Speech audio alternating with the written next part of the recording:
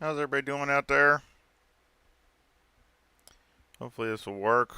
Adjusting my sound.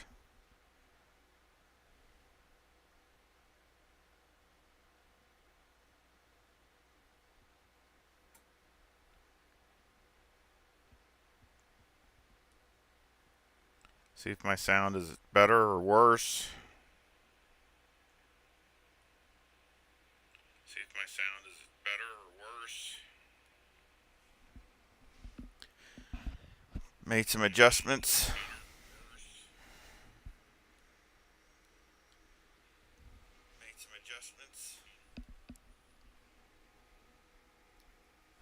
I'll turn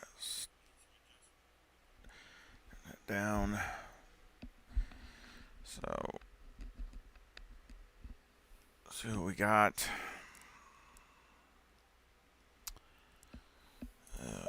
Valencia.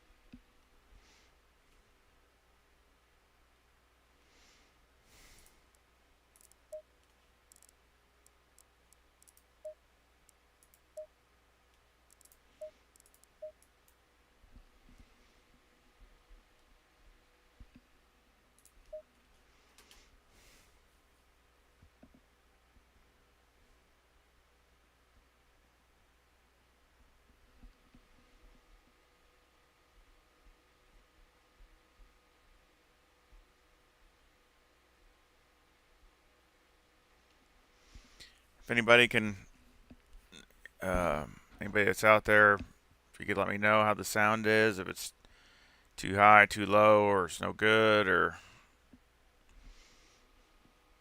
again, I try to do some adjustments on some of the settings, trying to get it to not crackle and get interference from somewhere. So I'm just trying different things, see if it works or doesn't work. So, watched a few info things on the streaming, so on the sound. So hopefully this will help it. But the picture was okay, so I'm hoping that the video quality will still be good. Yeah, thank you, Dave. Yep, yeah, did a he did a great job.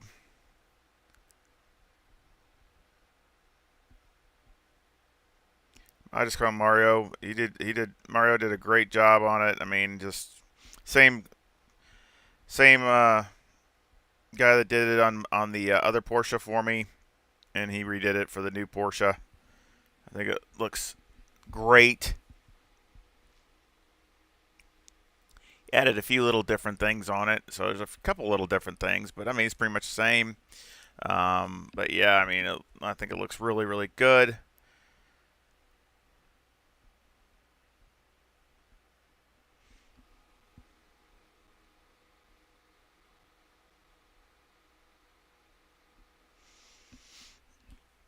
But again, hopefully the sound isn't gonna have any kind of uh, garble or anything, or static or interference or whatever it was. I'm not really sure what it was before on my other stream a week ago, but I know there was some interference with it and things like that. So, which is irritating. So the thing was, I thought maybe it was my mic, but I noticed was watching some of the replay, and it was the interference was going on even with me not even talking. It was just you could hear some kind of interference with just the gameplay. So I really don't think it's the mic. So I'm hoping I made some adjustments on the settings. So I'm hoping, and some of it was sound. So I'm hoping that will help it. So, but yeah, I didn't know, got some couple races I got to do later today. So, um, one is at Zolder with the Porsche. So that's a big one. And the problem with that is it's with Pan Am, and it's one of those where you have to go 70 minutes and you can't refuel. So basically, you got to start off with a full tank of fuel. So it's a little bit. Those are kind of neat races because they're unique because you gotta. The car changes obviously, but you do get pit stops, but still it changes. So sound and video good so far? Okay. So we'll see what the game does with the noise, if it's too low, or I might have to do some adjustments. I've been messing with so much stuff. But I really appreciate just letting me know in the feedback, because I don't know if, I can't listen on my end, because if it does, it's just going to cause more feedback and more interference. But yeah, unfortunately, it makes the setup part a little bit more complicated, because you got to run pretty much a full tank. So a full tank of fuel, and at this setting, and you see what it's going to do when we get down near the nub. That's going to be way up there. It's going to be at 59. So that's pretty high.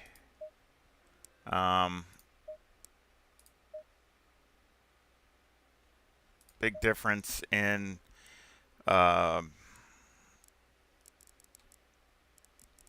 as far as the ride height, especially on the Porsche. So I'm not really sure. You got to have a little bit of tuning into that, because otherwise you're going to get to the end of the race and your car is just going to totally not handle. So I'm trying to see if I can find a happy medium.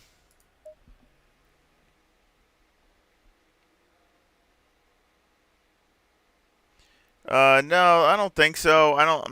Don't get me wrong. I think the past setups, like I said, I know, obviously with this update, I don't think they're optimized. But as far as, that you still being able to, drive them, I think they'll be okay. They're probably closer than most. The main thing, like I went over last week, is I would take almost all the negative toe out of the front. Just put a small value, like a small negative value in there, and take like half the diff out. That's where I would start, and I think if you did that, it would actually drive even better and help a little bit, and you could go from there. So they're not that far off, I don't think. Obviously it's a little little this, little that, but it gives you a good place to start from anyway. Yeah, and the problem, like I said, the problem with this setup is, since I have to run a full tank of fuel, because I got this race tonight in Pan Am, it's 70 minutes and you can't refuel. There's 2 pit stops, but you can't refuel. So I can make it. I figured it, but it's going to take a full tank. It's 120 liters. So the big difference again is, the time you get down here near the end, it's going to be, the front end's going to be coming way up. So that's going to be an issue. Just trying to find a happy medium to where, and I'm trying to also work on the rear tire wear of this Porsche. So I'm really trying to work on that and see if I can minimize it. Green light, give it all you got. So let's do some laps, just see what it does with it. I'm gonna have to readjust a bunch of things. Okay, let me know. I need to start going through the BMW too, doing some stuff for that. So much to do. I need 48-hour days is what I need to be able to get all my stuff, all the things done. But yeah, I need to just let me know on the sound if it's too high, too low, or if it sounds no, if it's got interference.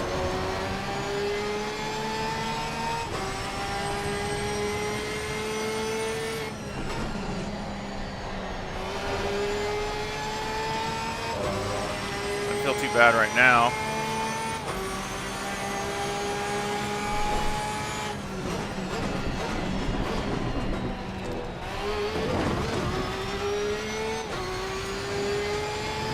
Having some problem down here with the car launching through here, so I've been working on that. Right there. It doesn't feel too bad there. So I think the adjustments I made might help it. I think I had too much spring in the back and it was making it pop up. So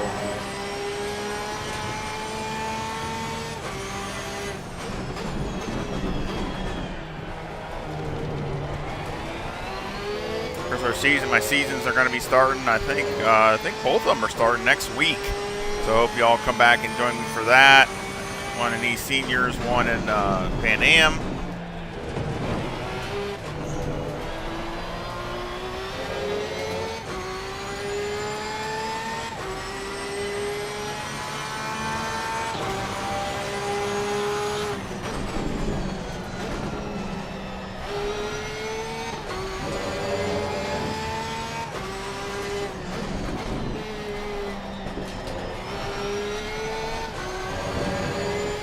Get some heat in these tires.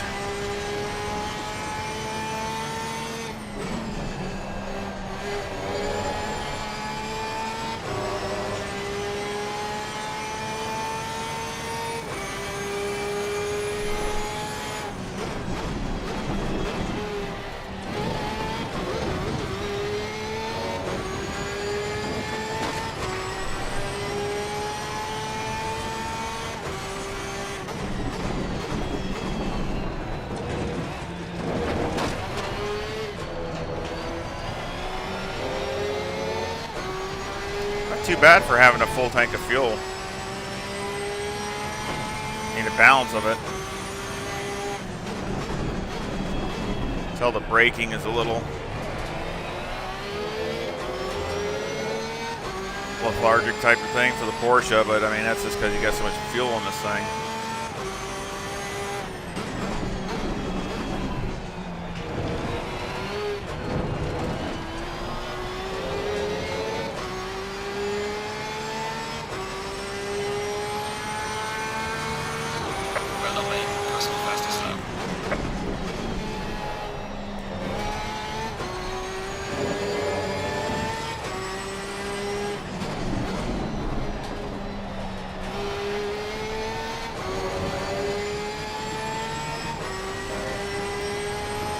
Been a few laps.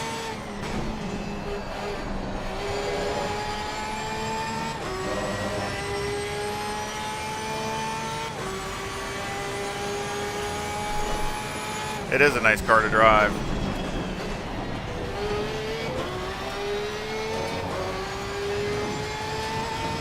A lot funner than I thought it would ever be.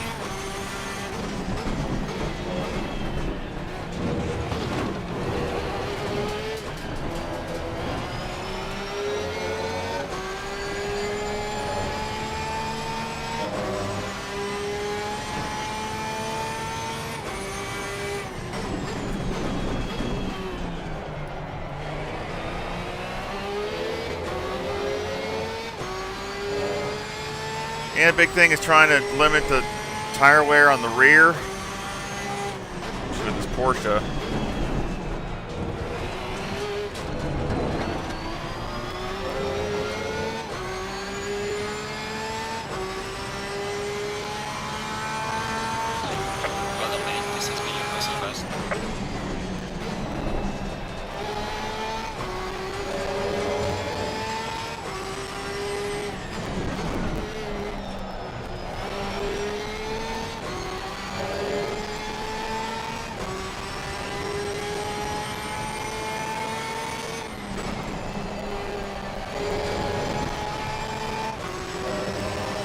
Feels pretty good, actually. So I think some of the stuff I did worked.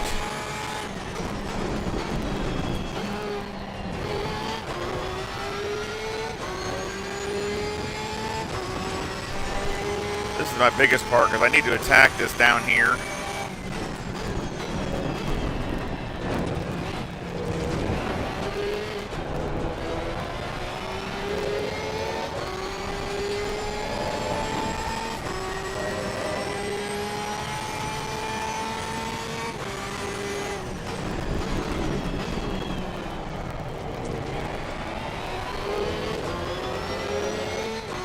Not terrible, terrible.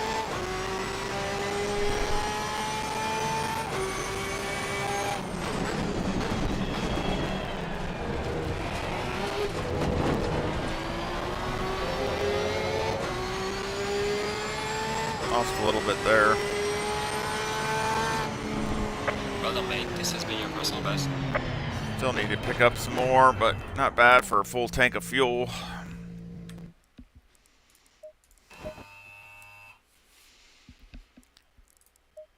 Take a look at the tires.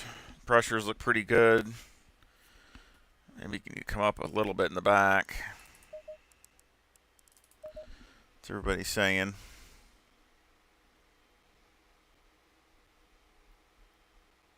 Hey, how you doing?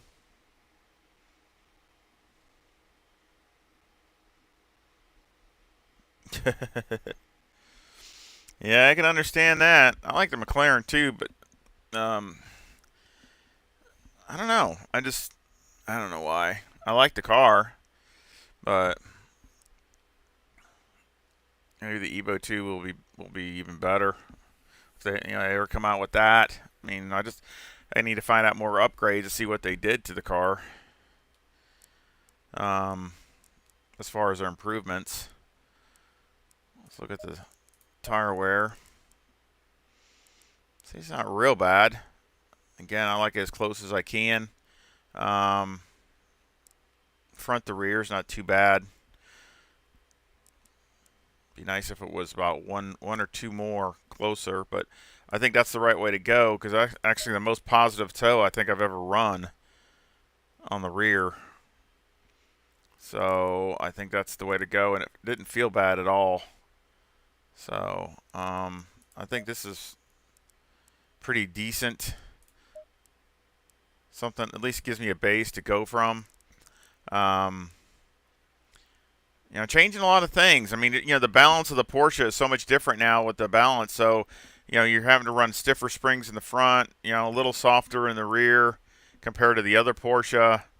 And of course, with the physics and the car, it's a lot different.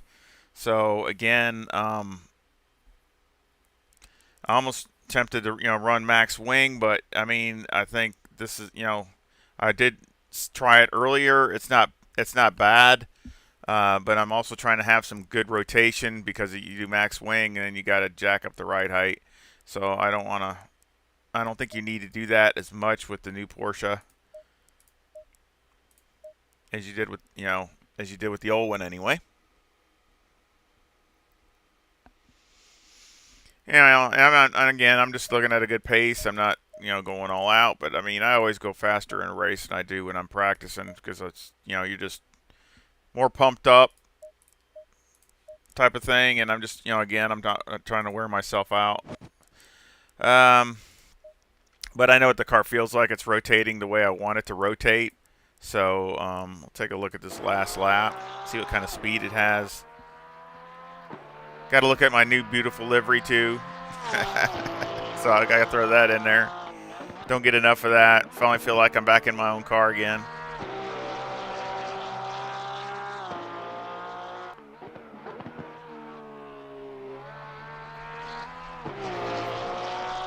I just need to convince him to do a couple other cars for me.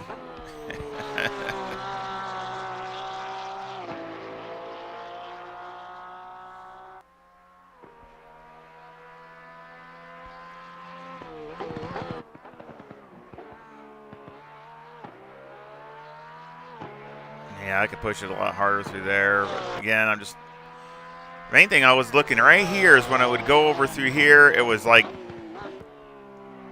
yeah, that's a lot better. Oh my goodness, that's a lot better. It was going through there and the back end was popping up like a pogo. I mean, it was really bad. So now, I mean, you can tell now it looks like it just it absorbs it and just keeps going. So that's much better. Look at that. Yeah, that's a lot better. So I like that.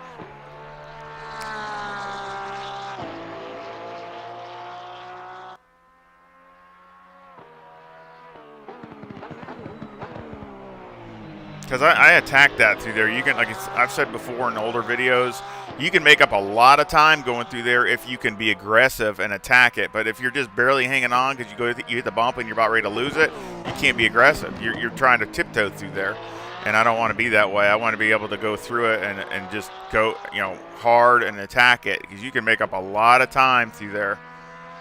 So at the bottom of that hill. So again, I think it's a good starting point. I think it's mostly dialed in. as far as the you know, the balance of the car, how it feels, how it's rotating, those kinds of things.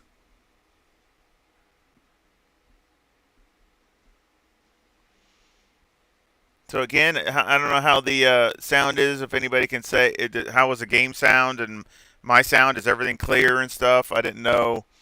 Um, just to make sure that my quality is okay. Just want to make sure it's all right. So if anybody can let me know on that, I'd appreciate it.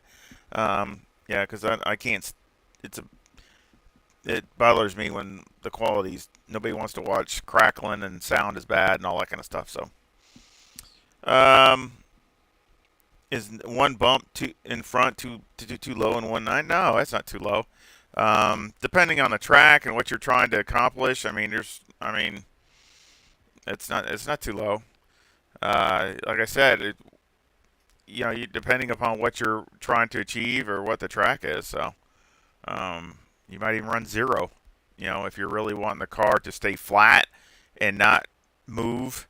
You know, not you're really a real high downforce or high G-force type load on the car. You know, like a Barcelona or a Paul Ricard or something like that. You might even be at zero. So.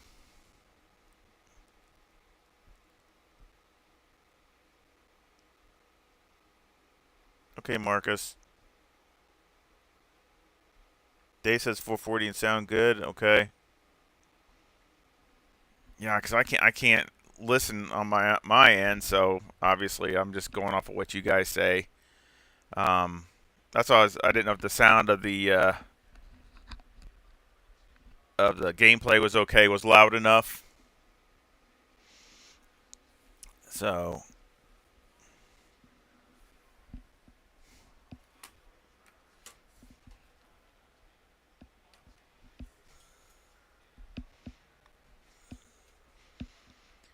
Yeah, I mean, I got some other things that when I have more time that I'm gonna try to do if I have to, as far as upgrades and things, because I can't stand crackling, and I want the video to look good and all that kind of stuff. Which I think the video is all right. I think the video looks okay from what everybody's been telling me. So, but I might have to do some different things with the sound end of it. But yeah, I guess I got to try. Which I've always said that. I said that from the beginning. You know, if you notice the Porsche, it comes down so hard off the jacks. I mean, the thing comes down really hard. I guess they're going to look into that because it messes up your pit stop coming down. It makes the car bounce. So I guess ACC is going to be looking for a hot fix, probably coming up this week on that and some other things. So. Okay. As long as it's okay, I mean, and everybody can hear the cars and stuff, right? So as far as the sound of the cars, we'll just do the same lap. Just making sure the sound is okay. Didn't know.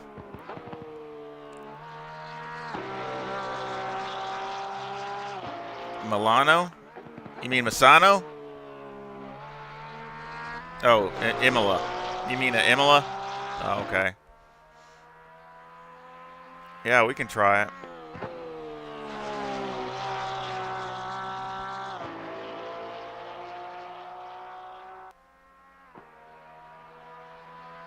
Okay, cool. Thank you. I just want to say thank you for the feedback, guys, because, I mean, I'm pretty new to this, so I've only done a couple streams. Work has me working like extra this week, but it'll be just this week. I'll be doing maybe a little bit more next week. So this week I've kind of been under the gun with spending any time doing any of this, any ACC stuff. So haven't had a lot of time to do any upgrades, or I just did some adjustments. So hopefully that helped. So hopefully that was the problem.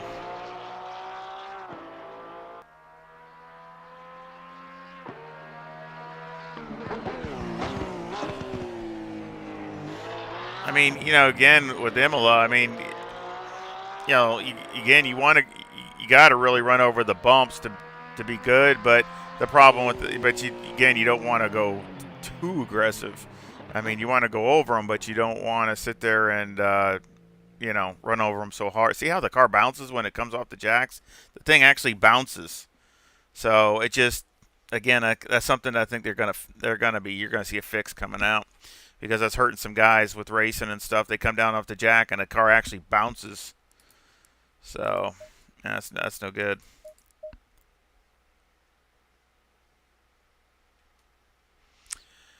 So let's try IMOLA.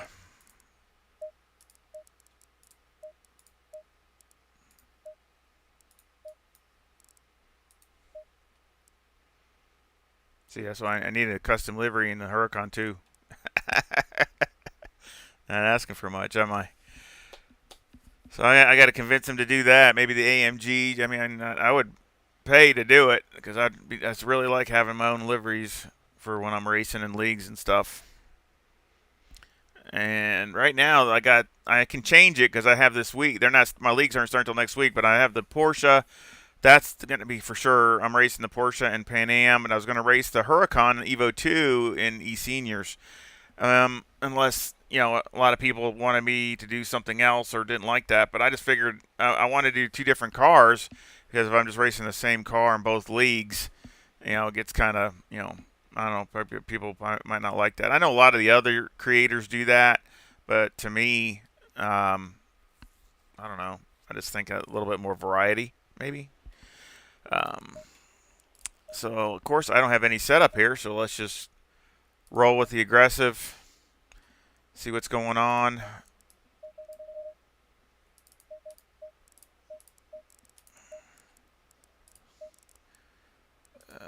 Other than that, just leave everything alone.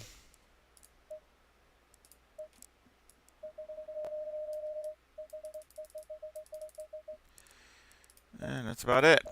I know it ain't going to be right, but got to start somewhere.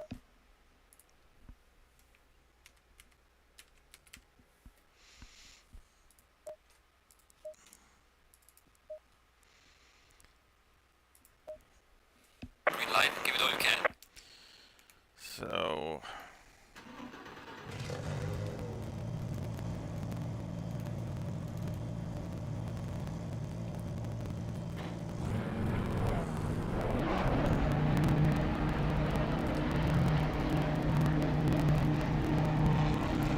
see what we got.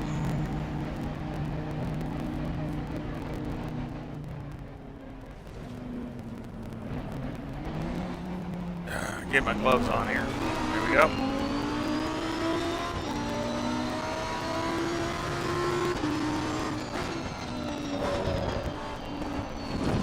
It takes the bumps actually pretty good, even with just aggressive.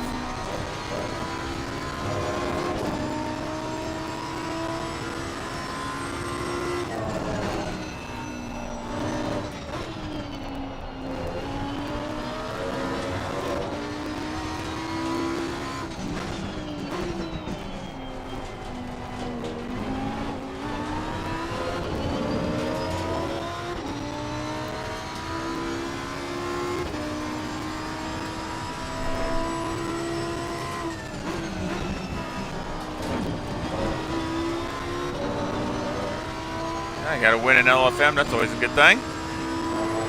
Congrats.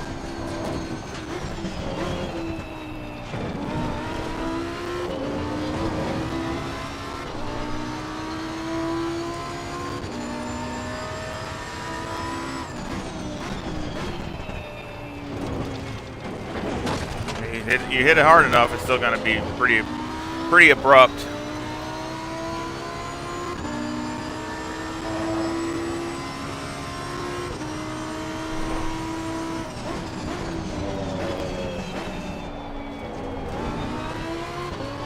Of course, with these new tires, it takes a few laps to get, you know, to really get them going. So, kind of, I think they're, you know, with the pressures and stuff, I think it takes maybe a little longer than, you know, before the update to really get them working.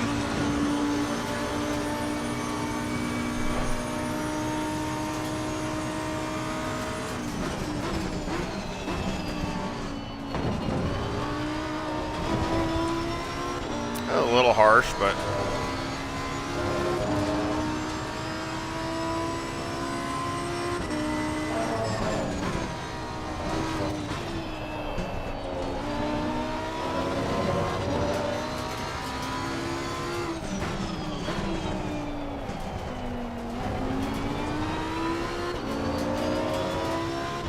I like the Huracan. It's really good. I've always liked the Huracan, but I love this Evo 2. I think it's a good improvement.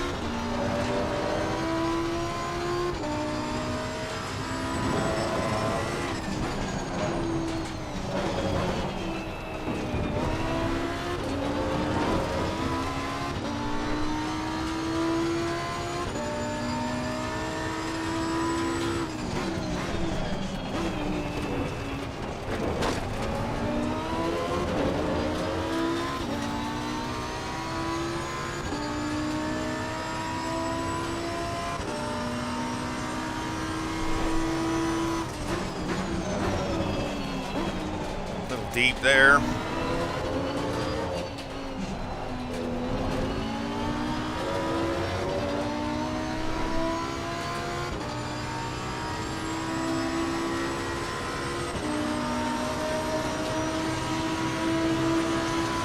Well done, mate. Personal fastest lap. Do one more. See what the tire pressures are.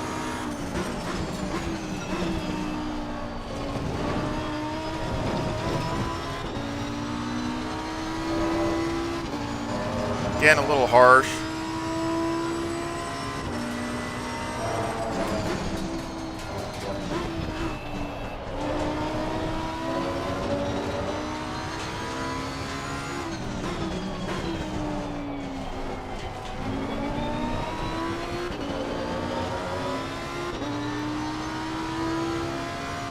Tire pressures are down a little bit.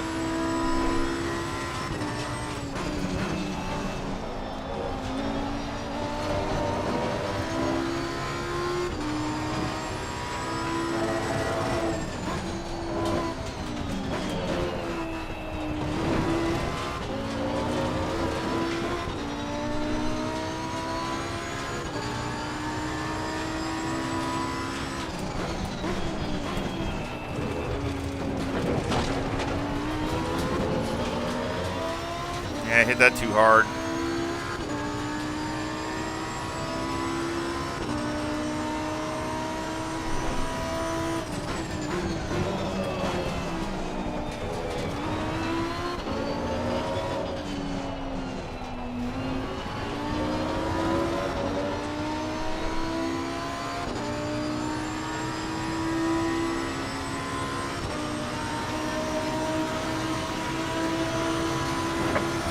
This has been your personal best.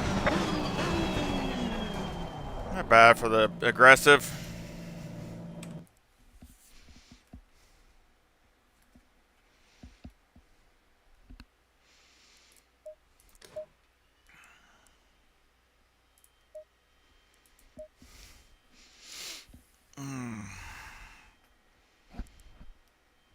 There he is. There's the livery man.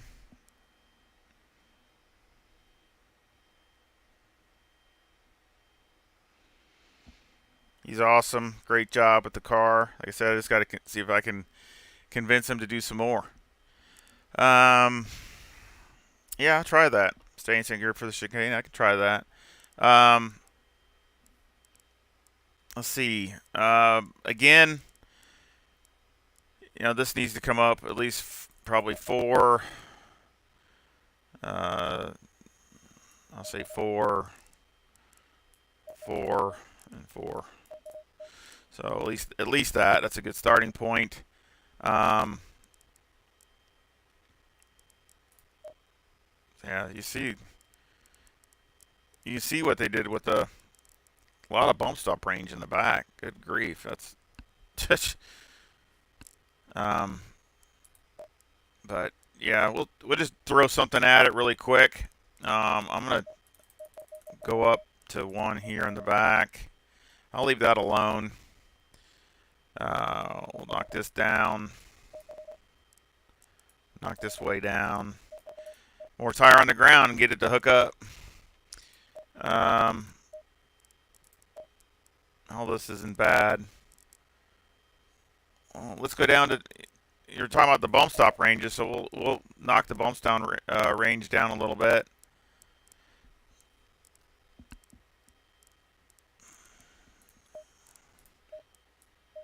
Front and rear. Rear a lot because it's pretty much maxed out, but we'll try it. Let's see what it does. I'm not going to make any shock adjustments yet. Let's see, they got a lot of front ride height. So you see, you got 1, 2, 3, 4. 4 in the front. Wow, that's a lot. So we'll do add one wing there. Let's try that. Just throwing something at it really quick to see what it'll do.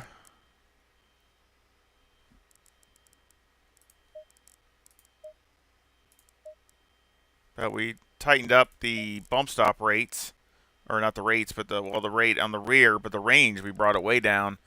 But see, that's, to me again, that's a little on the high side, but it makes it pretty abrupt.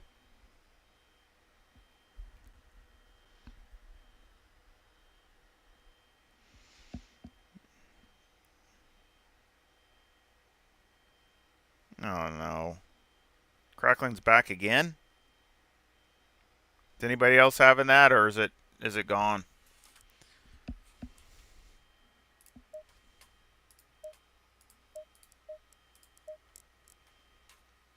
Let's get back out and see what, just a few quick changes.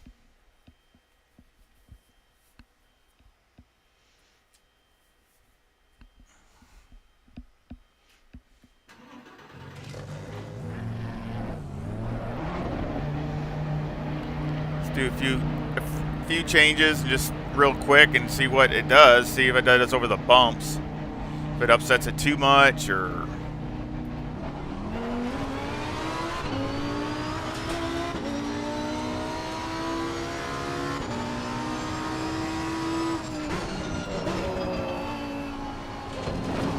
still too bad. Not the same, I guess. Really not a big improvement.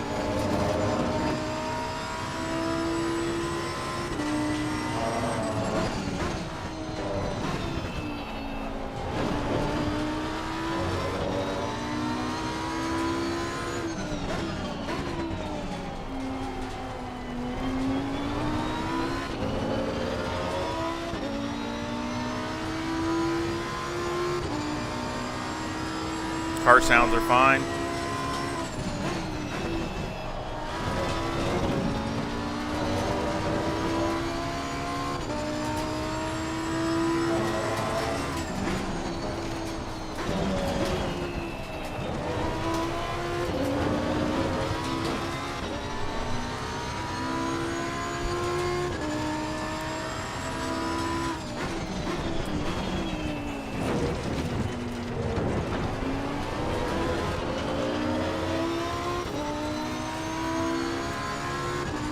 A little harsh.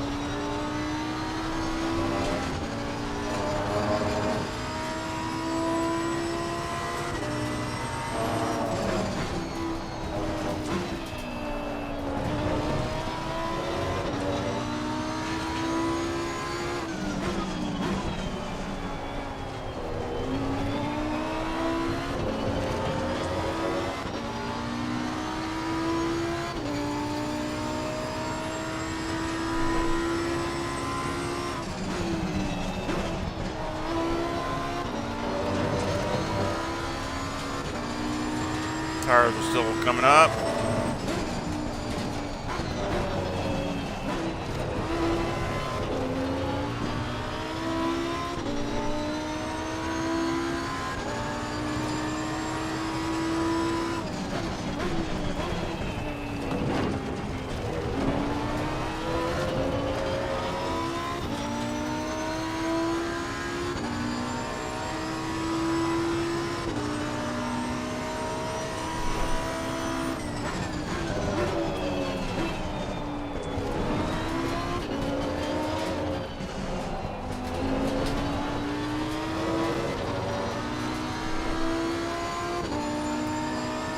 Another lap.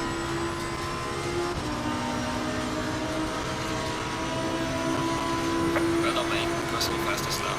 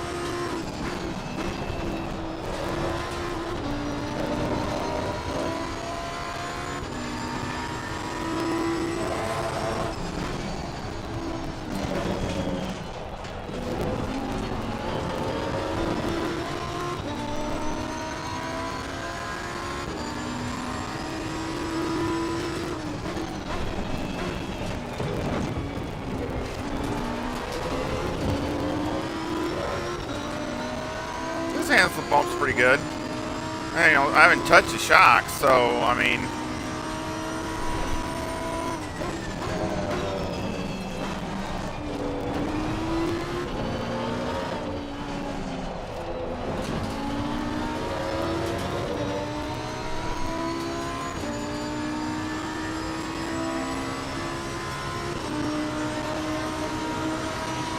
Thank you, Larry. Red on main, personal best.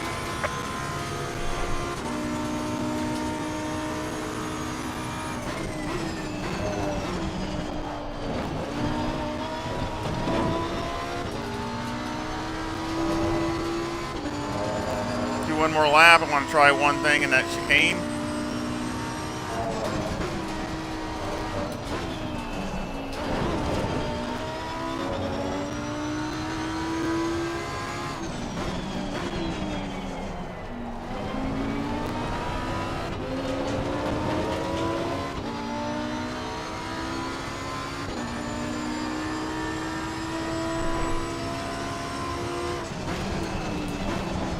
Dang it, hit the grass.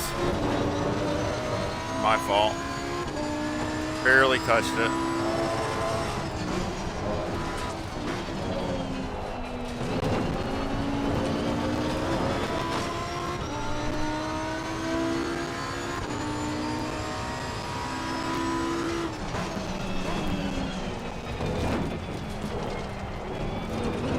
That's so slow.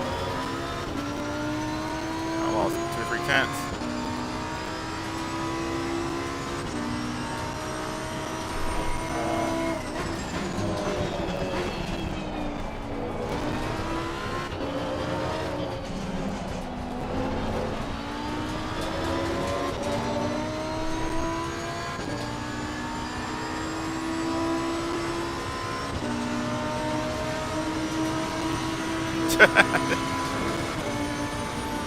Yeah, right. It'll grow back. Let's do one more, see if we can get back a bit closer.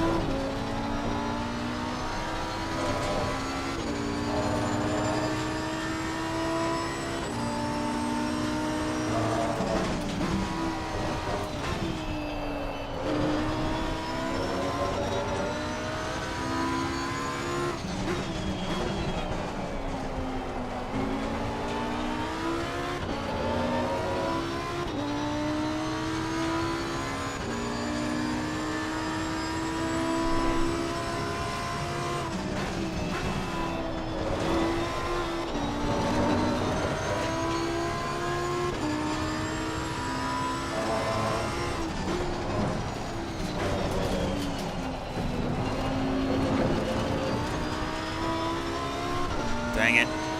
Went in there too deep.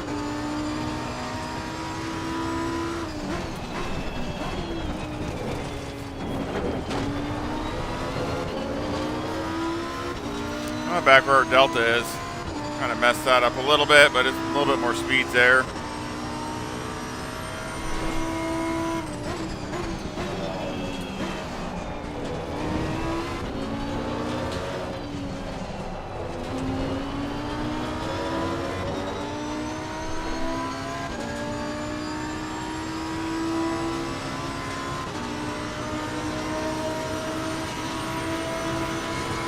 Well done, mate. That's not best. 43.0, but there's definitely a 42 in it for sure. I had it there for a while. Let's take a look at see what the setup looks like.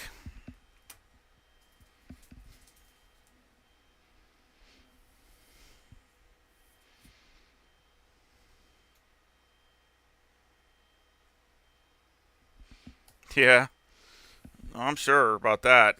Some places with Motec, it's going to look bad no matter what you do because of the way how big the bumps are. Olton Park is one of those places. You're just never going to have a great looking Motec graph. It's just not going to happen. I don't care how hard you try. It's just not going to do it. In this place too, because you got such severe bumps, it's going to make things spike. Not bad, but still, a little bit more rear tire wear than I like. It seems that's pretty much the standard quo for the 1.9. It just seems to me always has a little bit more than I really like. I might even go up a little bit more on the rear, trying some different things to see if that helps at all. But man, as far as the wear, if you look at the wear, it's pretty even all the way across, so it looks actually pretty good. These actually could look like they could come down a little bit. And they could probably come down a little. But other than that, it actually it's not too bad for just something thrown together. I mean, if you look at Motec,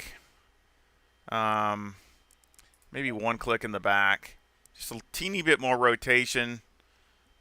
But that's about it. Let's look at Motec and see what it says.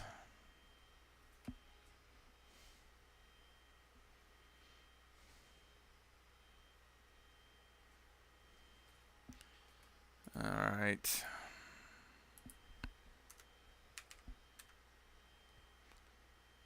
There we go. As you can see, the graphs are pretty crazy because you're going to have some big spikes. But, that's the way it goes. Funny, you're funny, Dave. That's good. Yeah, yeah, it does. As far as rotating, it does help a little bit. See, that's a little high, and that's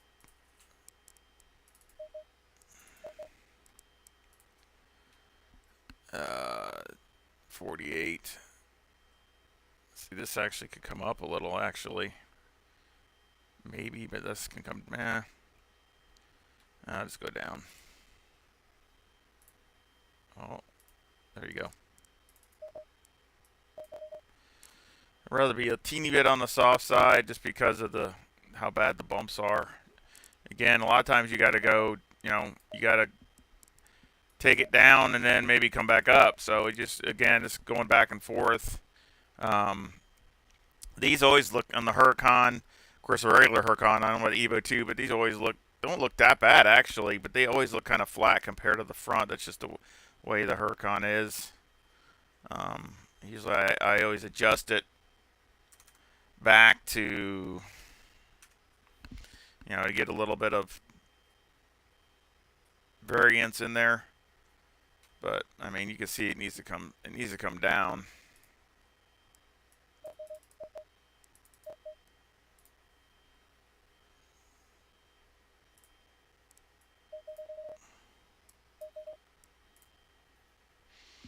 And again, you know, it's really also feel. I mean, again, that's some of it also because you got to be able to.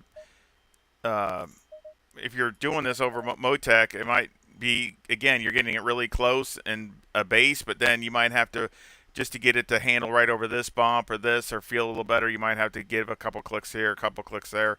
I mean, that's just. But you know, this is just pretty much getting it in the trying to get it in that ballpark. So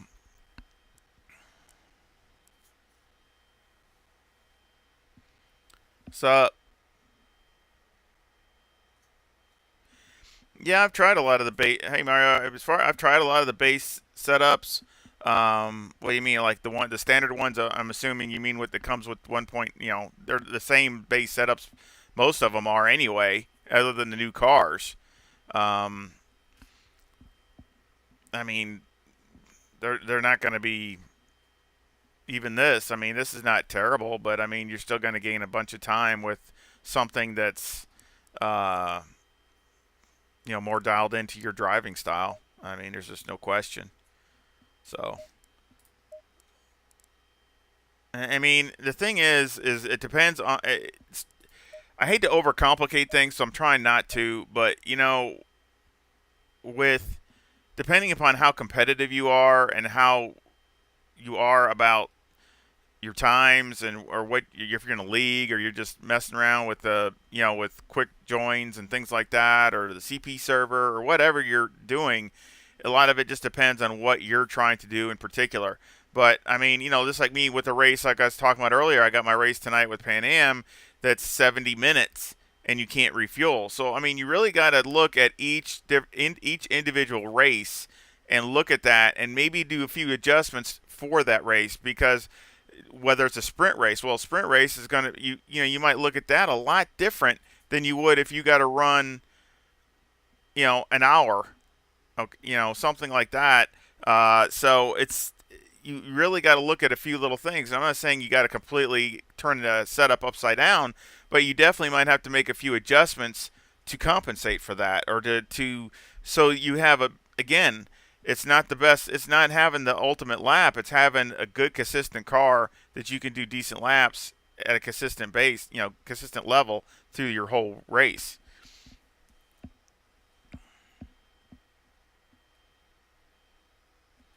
So again, you know, it all depends on what you're trying, you know, what you're trying to do. So again, um, you know, you just got to take it for what it, you know, if you're doing a lot of sprints, like you know, usually I'm doing a lot of sprints type stuff because even if I got a pit, it's still really I'm not carrying more than 50 or 60 liters. So that's literally more in the sprint category where you know. But tonight I got to do that one race in Pan Am. That's you have to pretty much have to have a full tank. So that definitely changes a few things. You might have to you know adjust a little this, a little that to get it to handle okay with the full tank, or you know and still be okay when the thing's you know down near the end of its fuel. Oh, wait a minute. I'm going to make this a.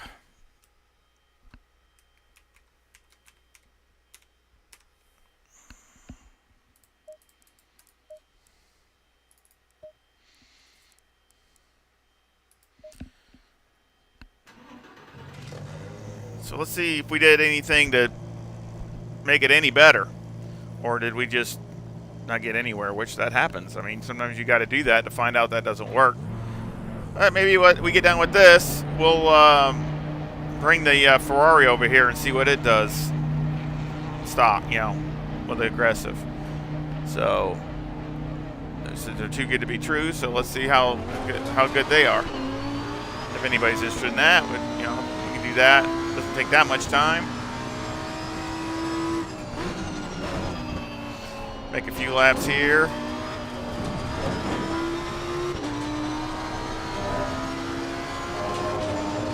And again, this is just a good roughed-in setup.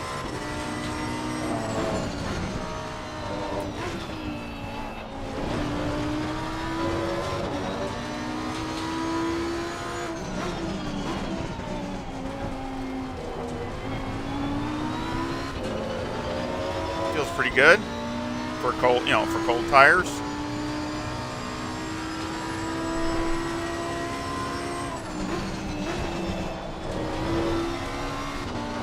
good over the bump.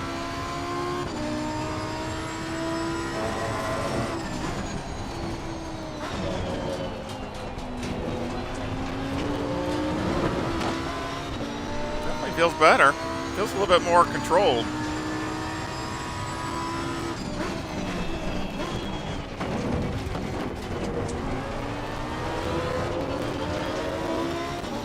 I'd probably slow down a little bit too much. I'm a little cautious when the tires are not up to pressure yet.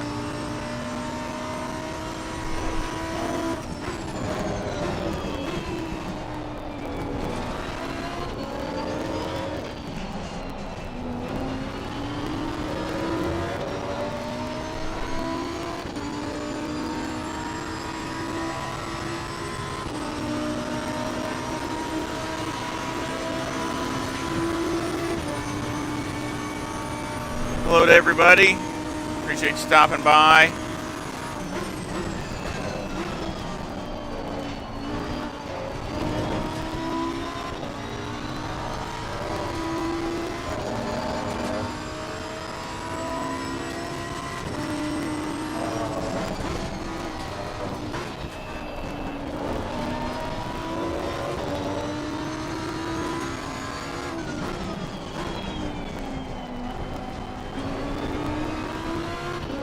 Feels very balanced.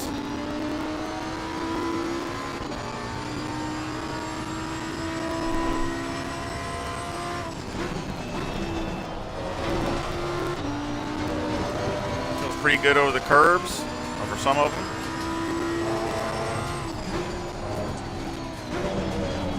Yeah, too deep.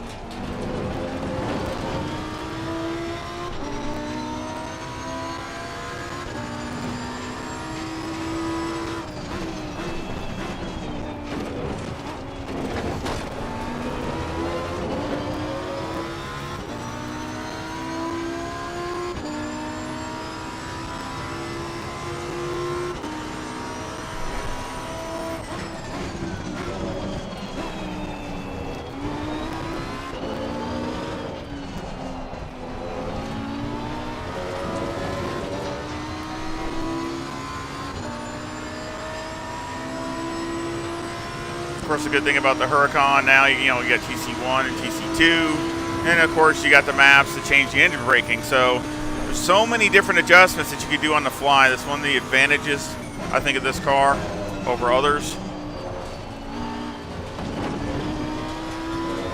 And went in there too deep. Mess your whole lap up.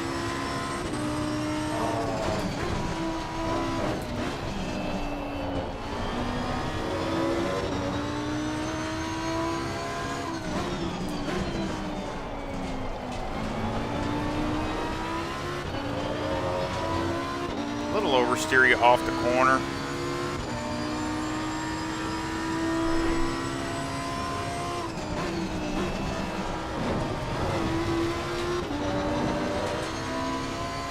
I went over that sausage pretty hard, so.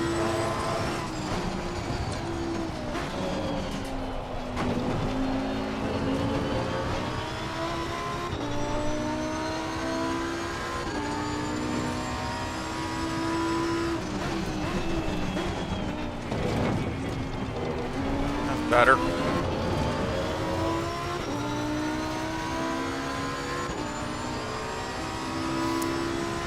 Let's do another lap, see if I can get a decent lap.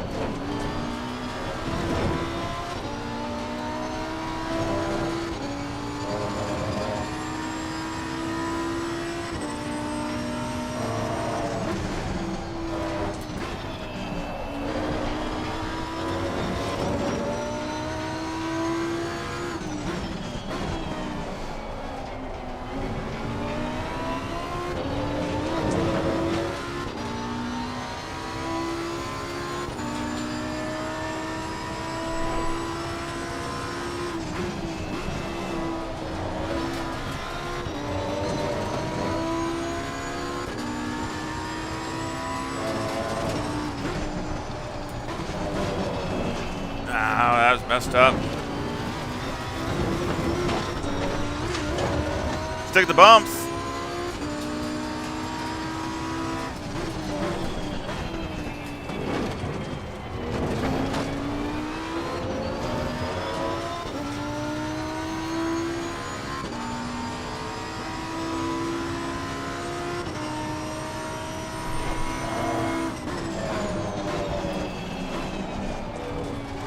Yeah, we can try one to see if it'll calm it down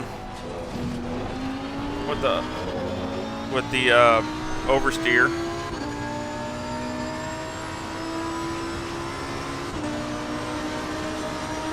There we go.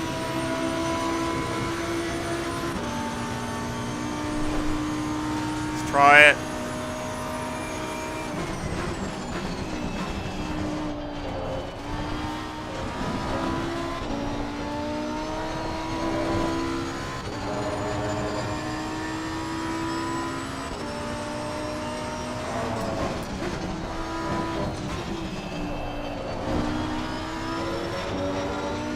It's not bad.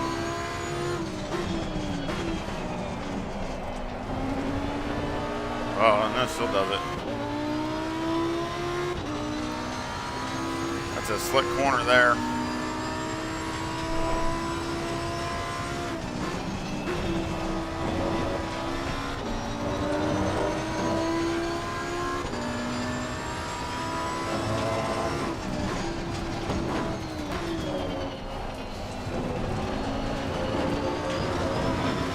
I think I got the right. I jacked up the right height one. I probably don't need to do it.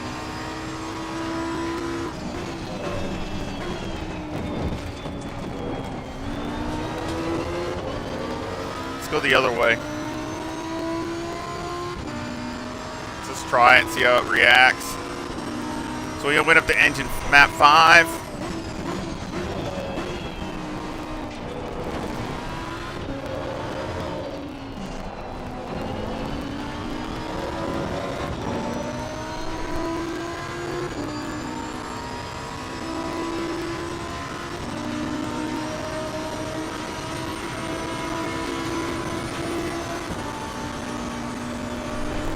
Still same power, just different engine braking.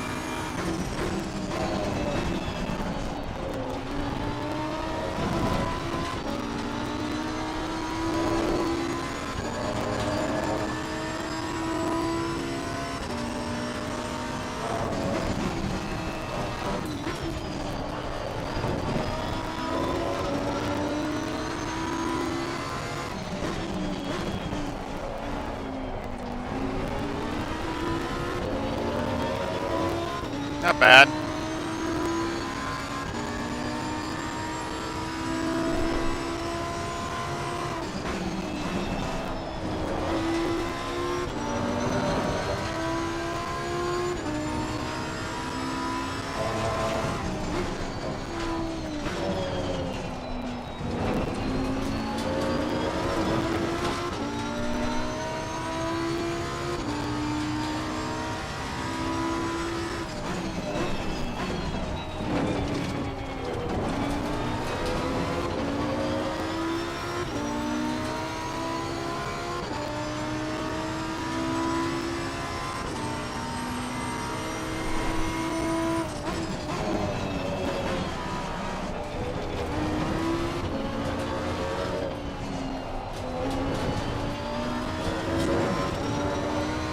Alright, on my Delta, so it's close. Actually felt better.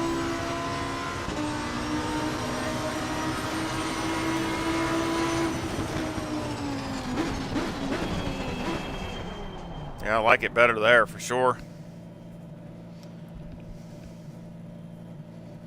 Yeah, exactly. Thunder Snapper, exactly. That's why I think it's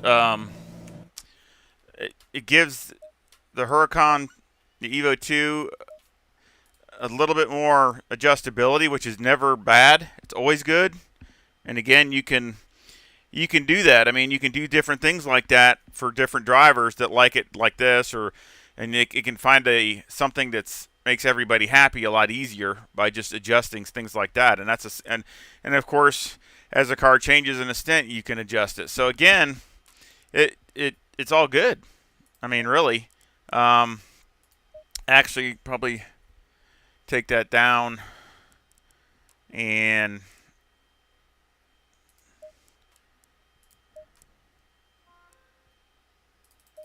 maybe go up a little bit on the toe for a little bit better turn in. But really, it's not bad. It's not. You know, we can look at the shocks again.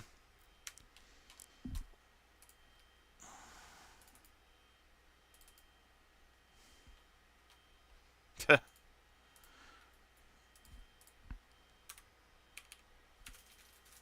we go. Yeah, let's put it on this lap. There. See, they're better. It's definitely in the right direction. It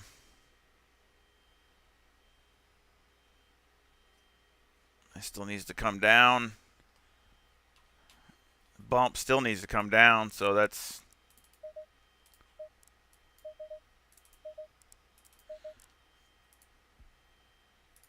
as you can see, it's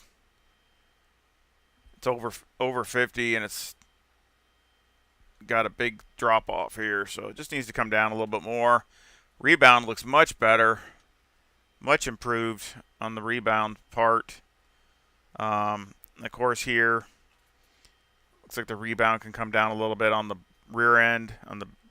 But again, they always look like that. They with the Huracan, they always look flat like that a lot of times. So there's not really a lot you can take a lot out of it. I think a lot of it needs to come out. That's where you get some of the sliding, that sliding thing going on. I think it needs to come way down, to be honest. Get a little bit more of a graph instead of just it being that way.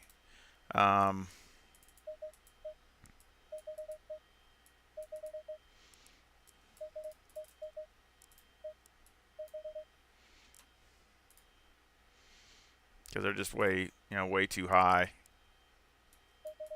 and that you got to have some give here and be able to for the back end to squat and get some traction, especially going over the bumps and things like that.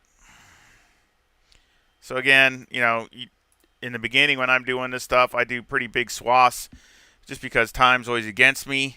And then as I go, when I'm making a setup, I go back because I'm always constantly going over it. So it's just you're just narrowing it, constantly. Sometimes you go down, sometimes you come back up, all those kinds of things.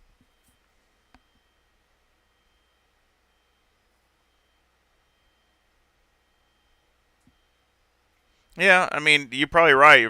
I think that's one thing that kind of got to retrain me and everybody else the same way. You almost got to have a little bit.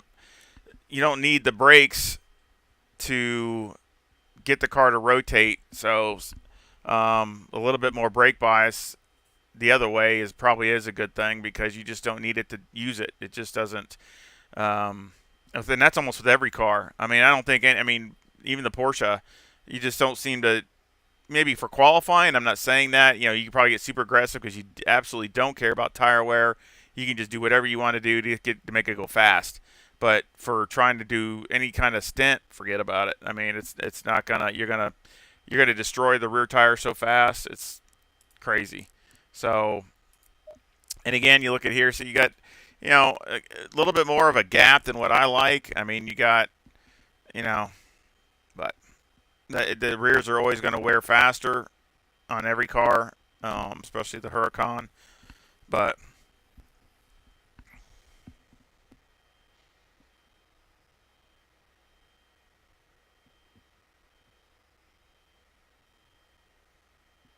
oh yeah. Hey Carla, how you doing?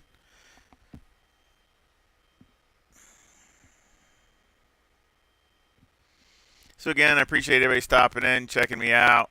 Um, again, there's so many different adjustments that you can do here, and so many different things that you have to try, and a lot of it's just trial and error. Again, with the 1.9, as much time as I've been able to give to it, I'm trying to. The biggest thing I can see is rear tire wear and trying to keep the tires decent for the whole stint. That's the main thing, because if you can do that, you're going to have a lot better car at the end. And so that's what I'm still trying to work on and still trying different things. And a lot of times you got to be very just trying one thing if you're just, let's say, tire wear. You want to try that one thing to see if it really works or not. So, because if you try a whole bunch of things doing that, then you're not really going to find out what's helping and what's hurting. So again, that's what I've been trying to do. Sometimes I'm trying to try a couple different things to help that, and I'm still working on it. So um, it's just one of those things. It's a lot of time, a lot of trial and error. Anybody want to try out the Ferrari? Yeah, and I'll leave a link to this in the description of this video. So again, I'll leave a link to this roughed-in setup. Let's look at the lap and see how it's going over the bumps. Again, everybody, use that as to your advantage because it is a big advantage. You can really look at different camera angles and look at things to really see how the car is reacting over bumps or over this corner, and it really makes a difference. It really does. So again, I use it a lot, even though it's so beautiful to look at anyway. So I enjoy looking at it, but I also enjoy it as far as just trying to get information from it. I didn't see what the speed was. Sorry about that. Let's see what the speed. Yeah, good speed. 164 miles an hour. That's pretty good. Not terrible.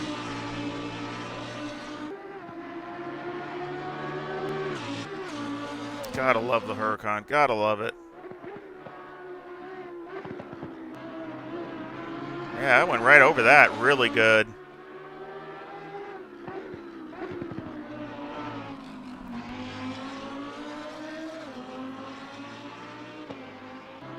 I'm glad you're doing good.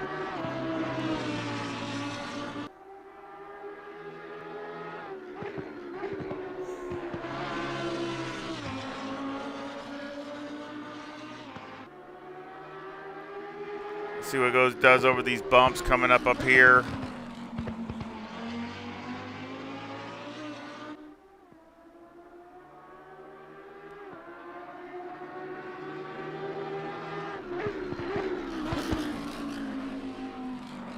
Oh yeah, I went right over it. I mean, it looked pretty smooth to me. Didn't look that bad.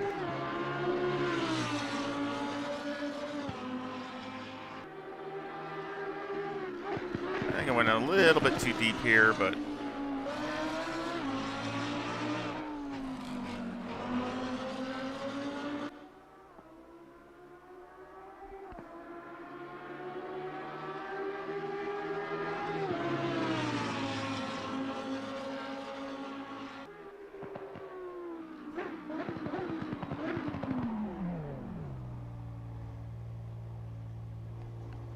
yeah, I'm happy with that.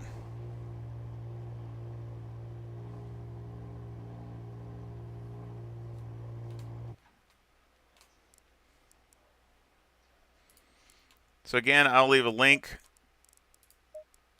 to anything I do, really. I mean, if it's something that's roughed in decent, I'll leave a link to it in the description. So let's look at a Ferrari. Just grab my plain livery. This is my test livery because that's what Ferrari does. They usually leave a car black like that with just some little bit of red on it, and that's it. So I did the same thing. That's like my tune livery.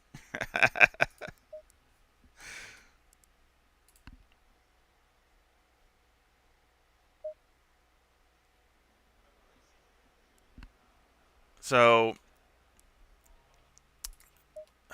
let's load the aggressive. And again, I'm not going to touch nothing.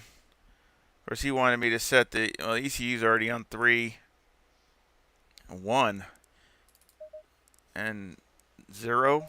Well, I think it's going to be. Oh no, TC1 is 7. Okay, okay. It's kind of weird.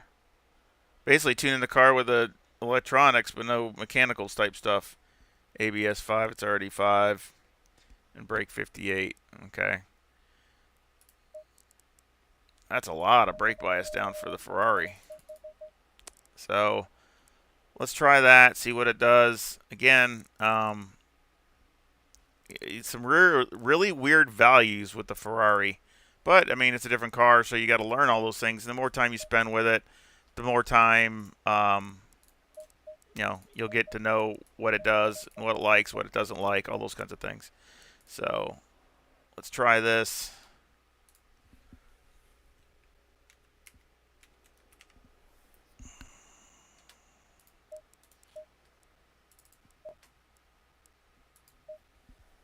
Green light. Go, go, go. Let me make some adjustments on my wheel.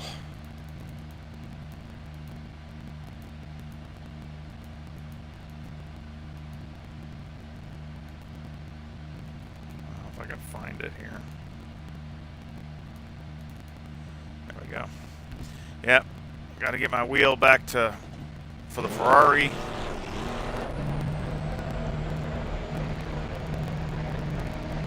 Yep.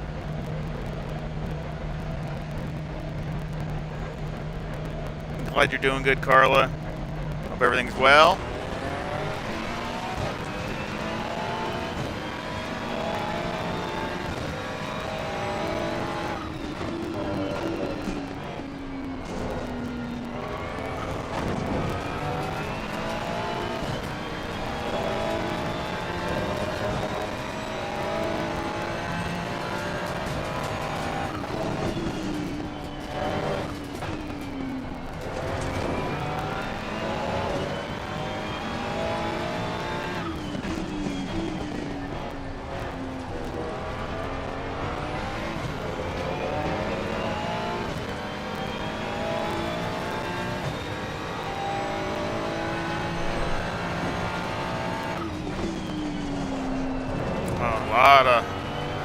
A lot of rotation on the brake.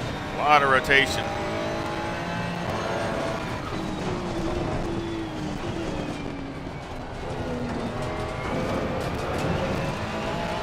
So you got to watch the braking as it'll over rotate.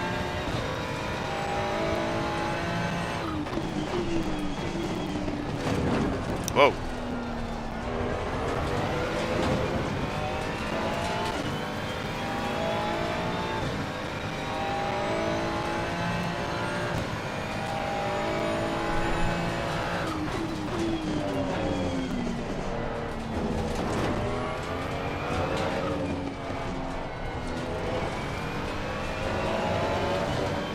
Car you don't need to rev like mad. That's why it has turbos.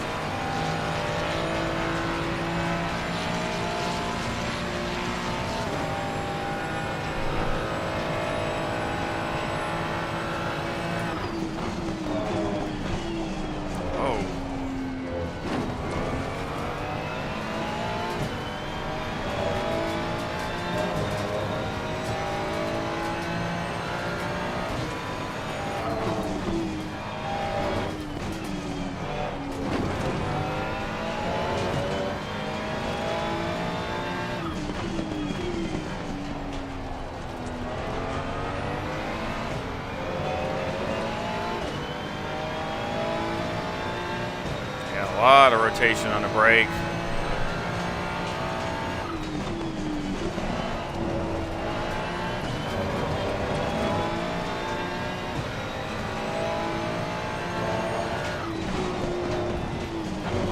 Whoa. Good night. Yeah, you got to take it real easy through there. It's way too much.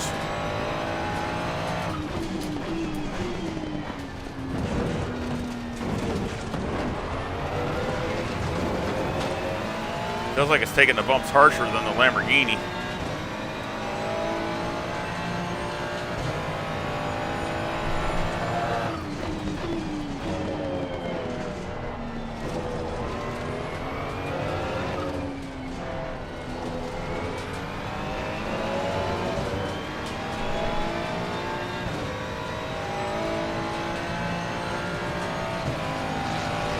See if I can get a decent lap in. Kind of base. just I gotta dial it down a little bit because it just wants to over rotate. I mean, the back end, I'm going straight. The back end is, I'm having to correct it.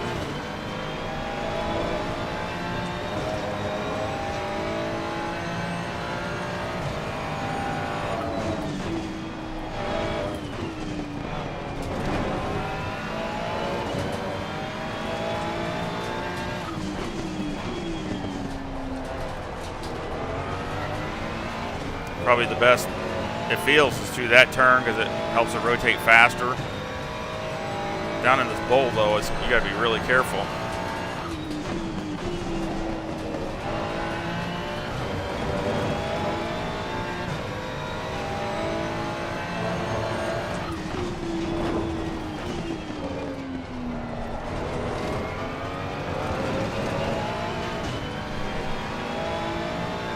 See if we can get through here.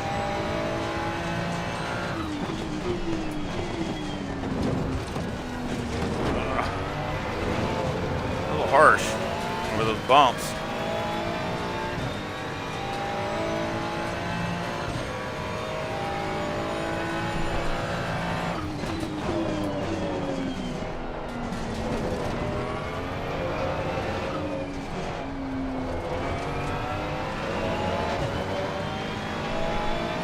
Tires are too low.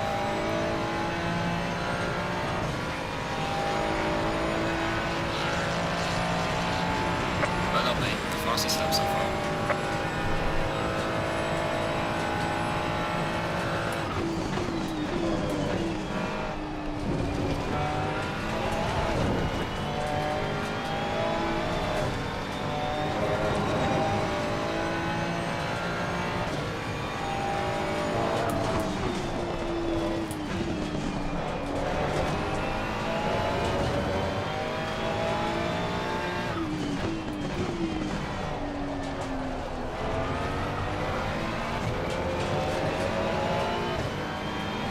Yeah, you just can't do too much trail braking. You gotta really be careful of it.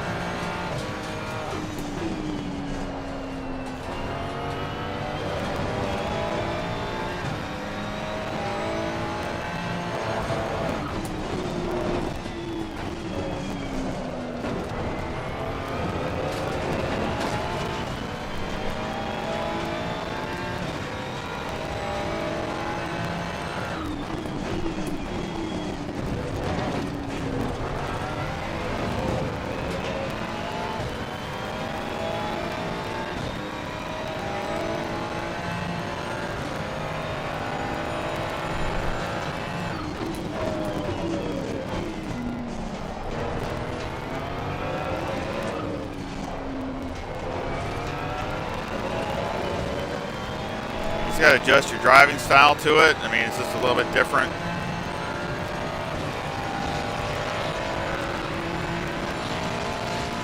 Well, mate, this has been your personal best. I mean, it's decent, but I mean, it's not that bad. It's just, you got to really be careful in what you're doing, driving wise.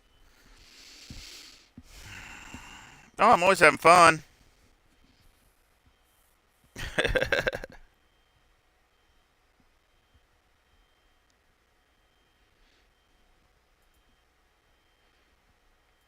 No, not to me. It doesn't. The 296 feels worse right now. Feels worse. My arms feel worse too. So,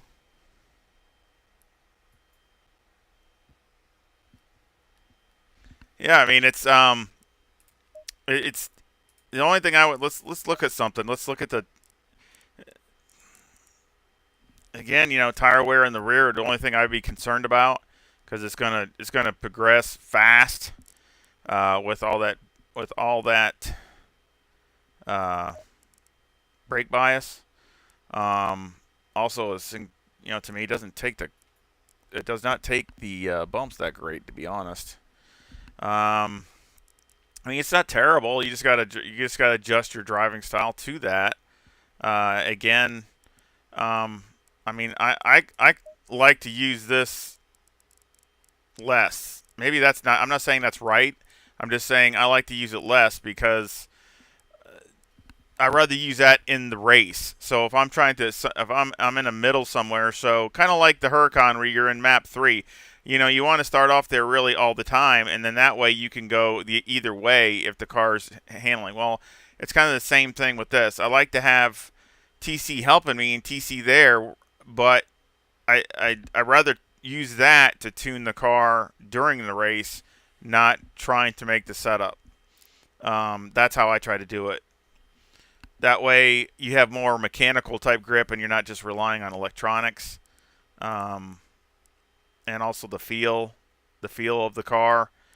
So I mean, let's just compare. So if you got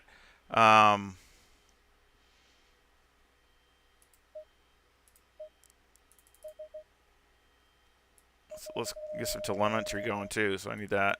So let's just put it even, something like this. No big deal. You know, I'll leave the ABS where it's at. None of this is really bad, to be honest. Just need more tire pressure. So, I mean, it was at 26 when I stopped. So I'm just going to go up 5 pounds. Or 5 pounds, 0.5 of a pound, not 5 pounds. And again, just take a teeny bit of negative camber out there. Take it out pretty good back here. That'll help get the back tires to hook up.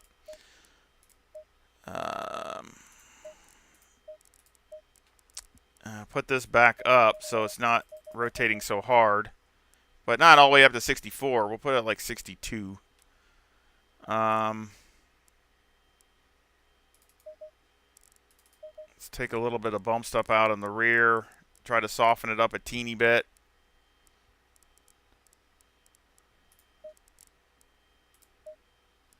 And man, this is really crazy how they got this. Because I mean, you're looking at the front. That's like how they tuned the 488. You have negative ride height. I mean, you have higher in the front than in the back. So I mean, that's kind of. I don't know. See, how high is that? 58. I mean, that's 8 high. I mean, that's. I don't know. I don't know. It's a little high to me. Let's look. It doesn't even change the front. So let's go up 3 and go down in the back. Raise the wing up 1, maybe even 2. Let's try 2.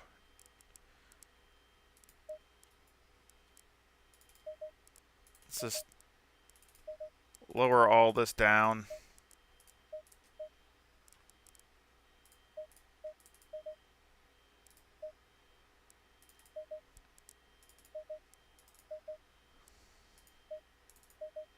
There. We can go from there. Just lower, soften it up a little, just a little bit. And then let's see what we got. Just see how the car feels. Let's see how it feels compared to the other. That's all. Let's look at the speed, or what the speed was. I'm curious to see what the speed is down the straightaway here, because that thing's sticking up in the front like a plow. I don't see how it can be doing the greatest speed down the front straightaway, but we'll see.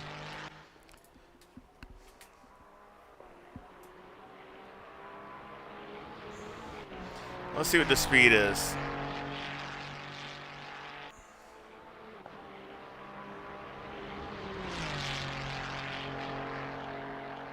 Oh, good speed. I'm surprised. It's very good.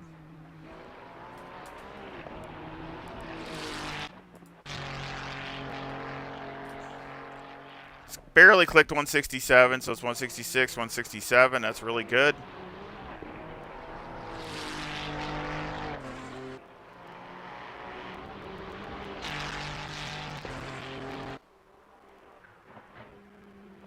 See, you see how the back end, is kind of sliding around, and I'm trying to. That's even on my lap that I did less of the trail braking. You can just see the back end just kind of slides around with the front. Which again, you know, if you're qualifying, it's no big deal.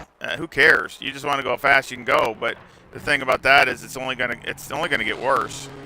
You're doing a a 30-minute stint, your time you get near the end, your back end's going to be just wigging and wagging like a tail on a dog.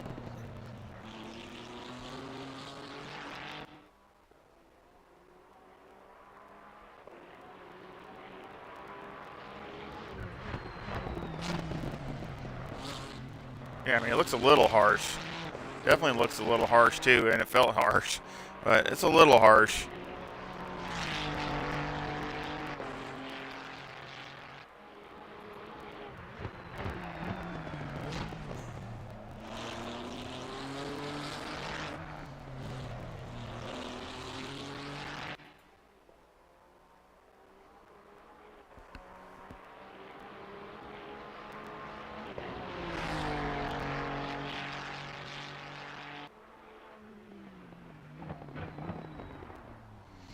No, I got it at I got mine at 1,000, so it's no big deal to me. I mean, that's what the car is. That's what it is. So it doesn't really affect. I mean, you can adjust the steering ratio in the menu and to quicken it or slow it down. I mean, the car reacts fast anyway. So to me, you probably that's why you need a long, 1,000 because the car reacts so fast anyway. If you had it less, if you kept going down, it's going to react even faster and faster and faster. So that's, I mean, I don't mind that. It doesn't bother me anyway. But I mean, everybody's different, so there's really not a wrong or right way. So whatever works good for you. So let's try this and see if there's any different.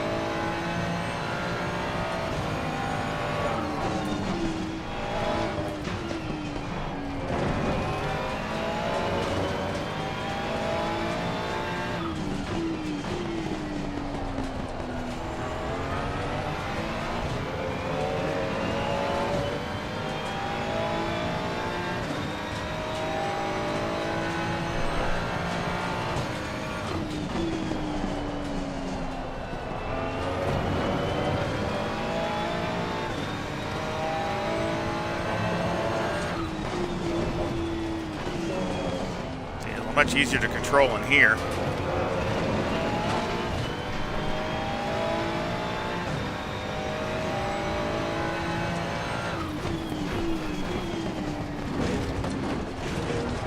Still a little harsh.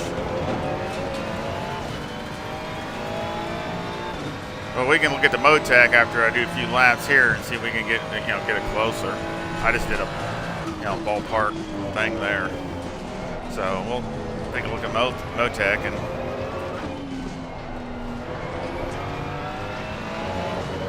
see what this.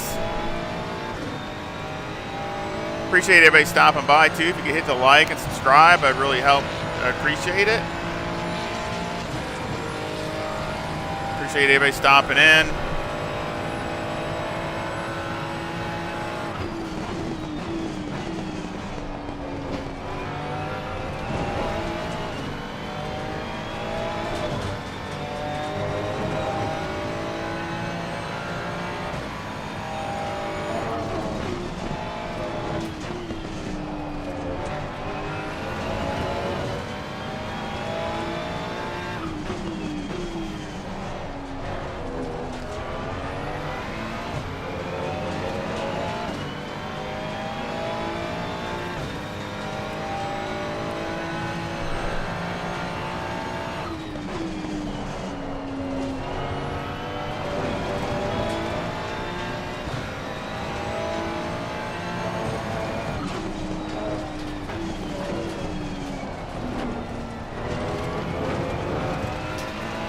A little too deep, that's too deep into there.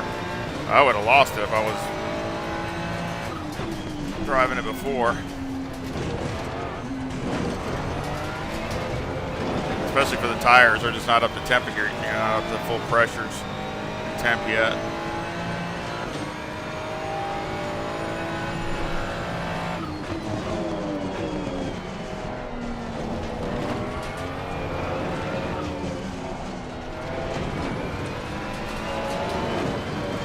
Okay, let's see if we can do some here.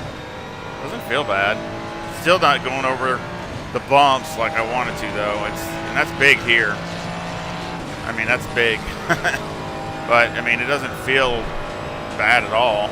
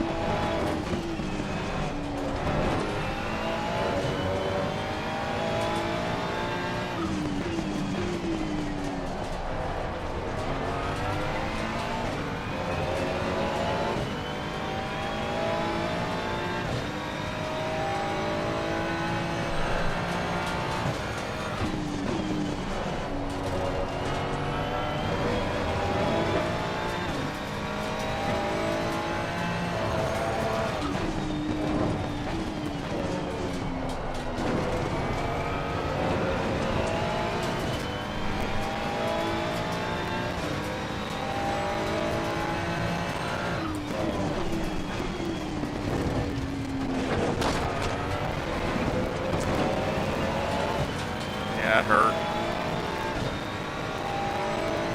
See, it's not, that's why going over the bumps is so critical here. You can lose time.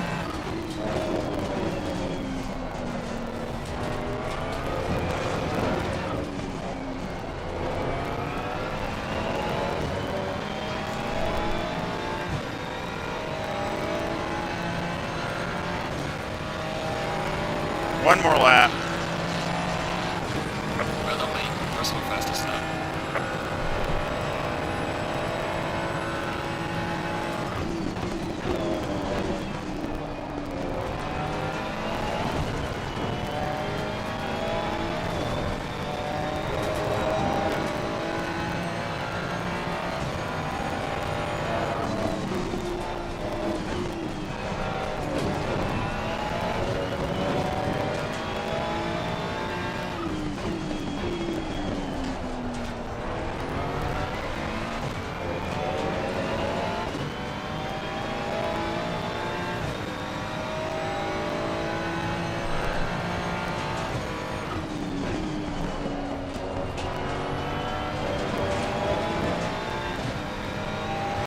Better.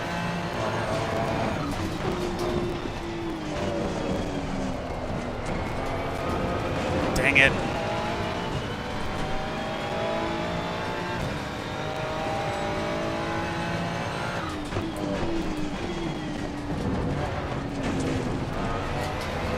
Definitely losing time going over those bumps.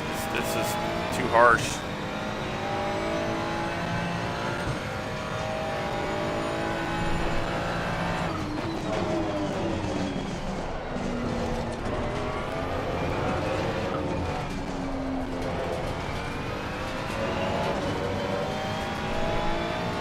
I went out of bounds, which didn't help me, but still, it's got a mid 42 in it.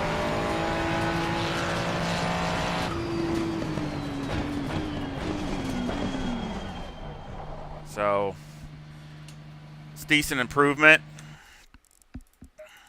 but we definitely need to take a look at the shocks and the bump stops and just really that whole gamut.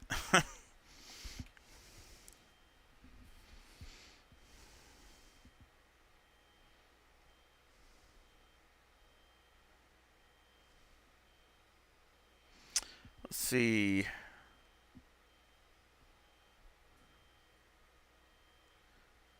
Yeah, I mean the sweet spot on the tires now is a lot wider, so it's not so critical.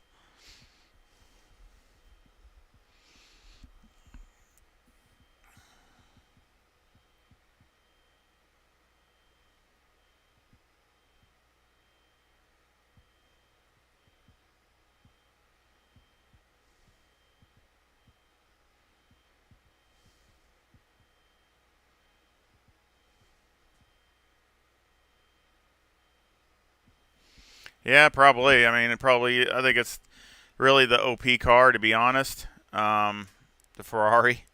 It really has the advantage of everything. And when you take fuel that's something that really nobody's really talked about. I haven't checked it again since the update, but I hope they change that because right, before the fuel mileage was ridiculously sick on it. Let's look at the tires. See, I mean, it looks like it's getting closer. If you look at the tires, that's getting closer.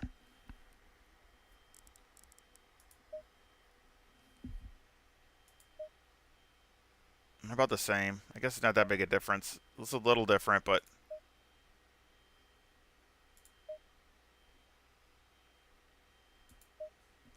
yeah, it looks like the wear on the front just went up a teeny bit, and the rears are the same. But that's okay. I'd rather have the fronts wear even more because however these stay closer, the better. I mean, it keeps the car more balanced, and you don't get the car to do stupid things later. So, oops. So, the thing is, here with the bump stops, it's taking these things so harsh. Let's look at these. Let's look at the Motec and just see what it says as far as the shocks. Let me see. I'll look at this thing. Okay. All right. Okay. Yeah, it's definitely still too much. I can already tell by that, and that's not even the right graph. There we go. Yeah, it's still got way too much rebound. It's too much bump too. So again, and I took it down. So I mean, it's still got way too much bump. So yeah, that might be some of it. Let's try it. And a lot of that could be, when you got the bump stops so stiff, so high, it could be affecting that. So I'm not sure of. I know when you change that, it changes all these. When bump stop rates, ranges, and Motec usually go together in a certain amount. I mean, it usually changes things. When you change stuff, it does change things on the other end too. So sometimes more dramatic than others. So this needs to come down. So again, it's super soft. I'm just trying this just to see what it does. Kind of go on the other side of it. 46. Yeah, 47. That's not bad here. This is not bad. Tick high, but I mean, really, I might even leave it. It's not really bad. The only thing that maybe the low side, or I mean, the high side needs to come down some, but that's about it. So really, I think I'm going to leave that alone, but take the fast down. But this is definitely needs to come down. That's got to come down. Yep. So go down. Go down. Okay. So let's try that. Let's put this back up just one. So big difference from what it was.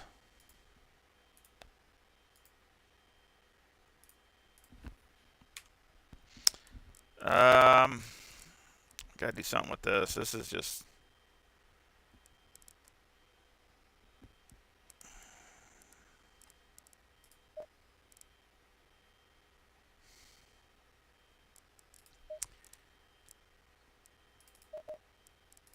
Let's go down one more click.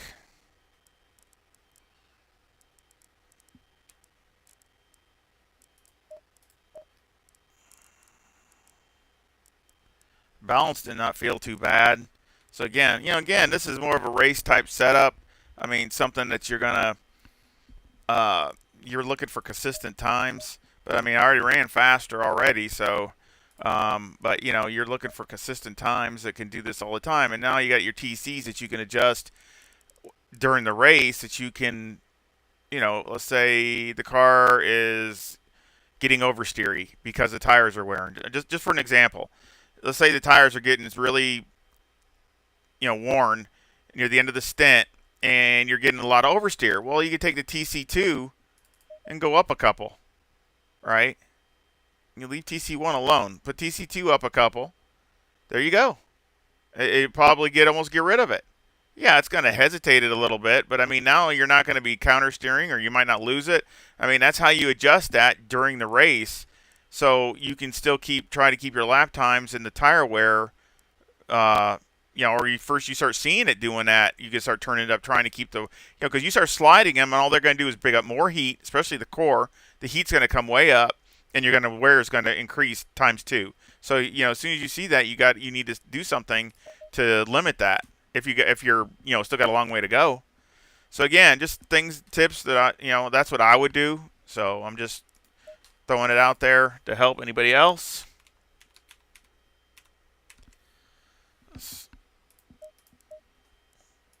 Let's look at that lap.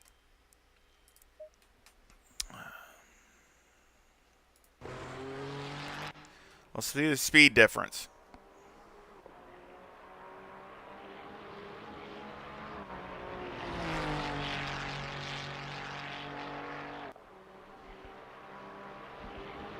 Awesome, Superfly. See you, Dave. Hope you come back again sometime.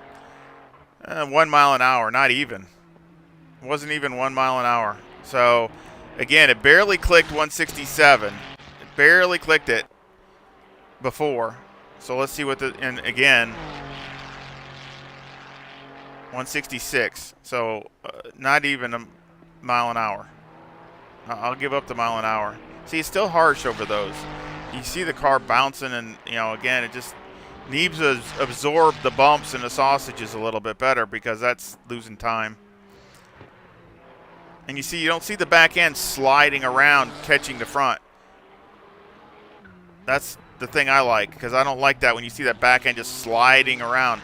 Anytime you see that, you're going to have the tire sliding, and it's just not. It's only going to get worse. You want the rear end following the car, following the front. You want you don't want the tail steering the dog, so to speak.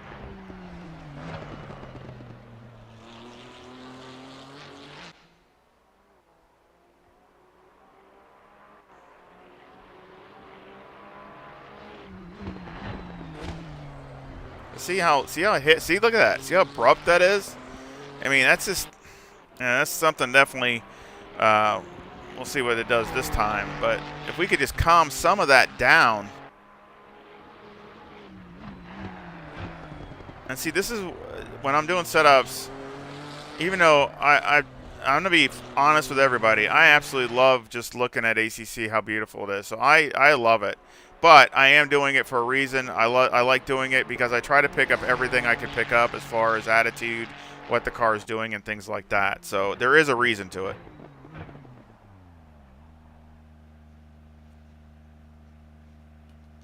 Again, I appreciate everybody stopping in. And if you could, just please give me a like and subscribe if you haven't. And let everybody know. I really would appreciate it. Again, this week is a little bit a different week for me because work's got me working like crazy. But next week I'll be back on my, back doing maybe a little bit more streams. So this upcoming week. So I mean, I can't stream. I wish I could all the time, but unfortunately I have to work a full-time plus job. So my time is extremely, limited. But I really enjoy doing this. I enjoy I love driving these cars. It's just awesome. I really enjoy ACC. I really enjoy trying to get them to handle better and feel good and just feel like a real type car. So that's my enjoyment. And they all are great in their own way, and that's another thing I love about them. I love them because they have their own personalities, And that's one thing that's unique, and I enjoy that. And that's why, I mean, I have my favorites, but I love all the cars. They're all great, even the older cars.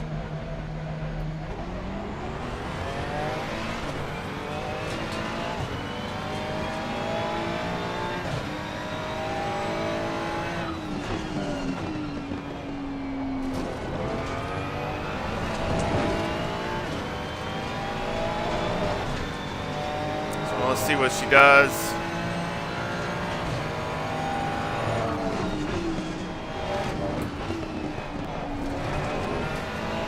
Feels better.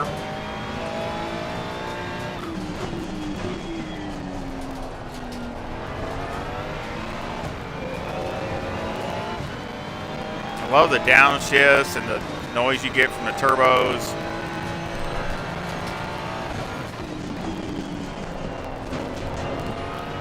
I really like this car a lot more than I thought I would.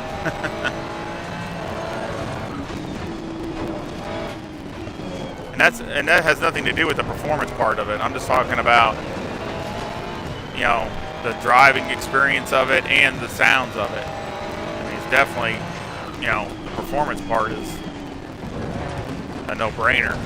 Oh yeah, that's a lot better.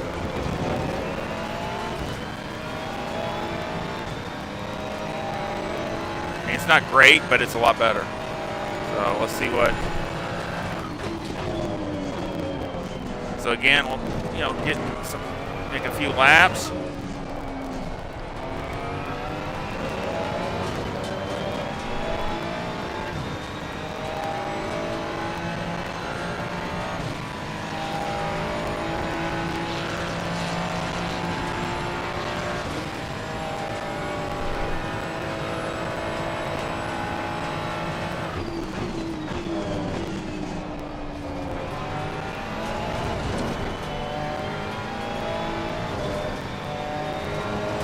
See, look at the time I gained.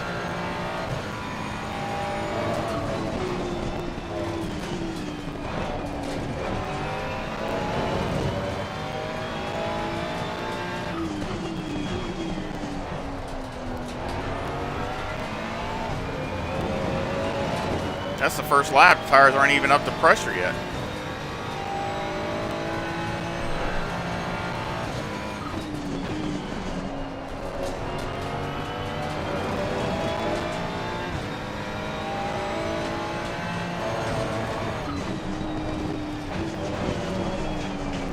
Blew that. There we go.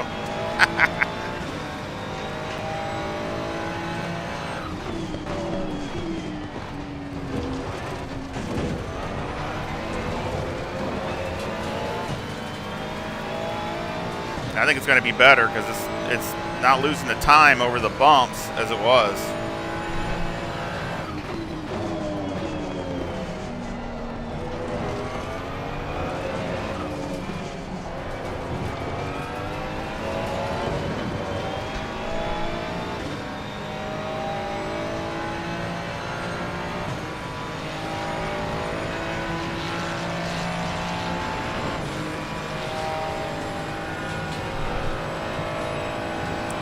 Come on.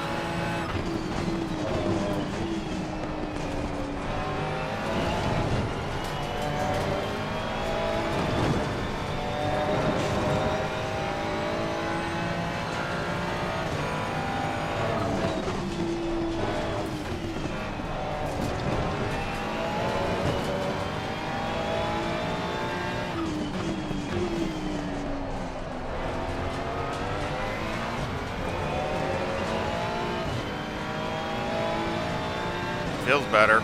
Feels more racy.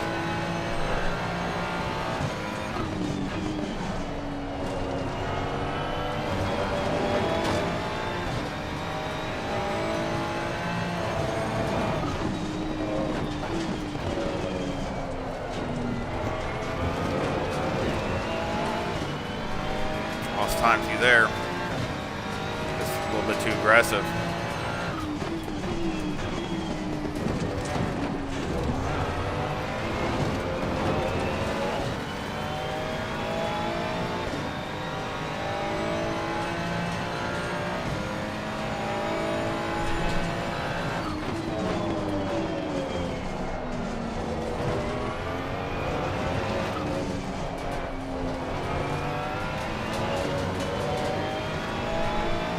One more lap.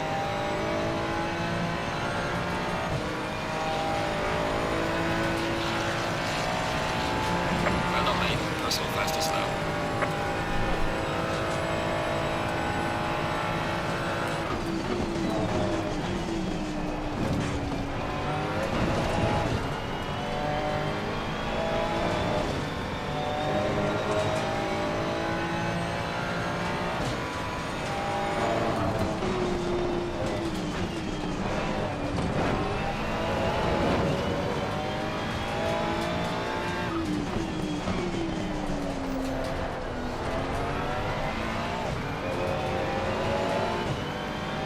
get this bowl right.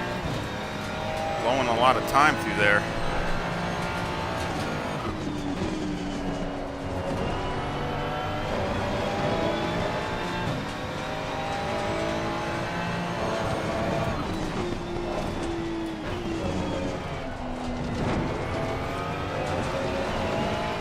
Right, it's better.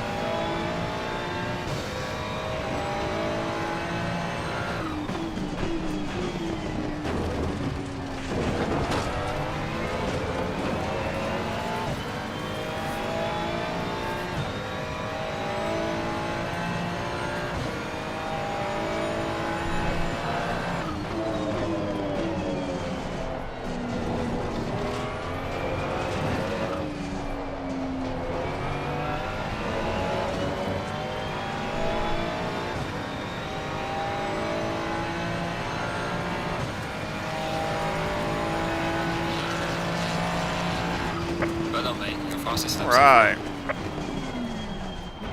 Not bad for the regular race setup. I'm happy with that. You know, things you can, just all the kinds of things you can still do to this. But it feels racy. It feels balanced. It doesn't feel like one end is trying to swap the other end, or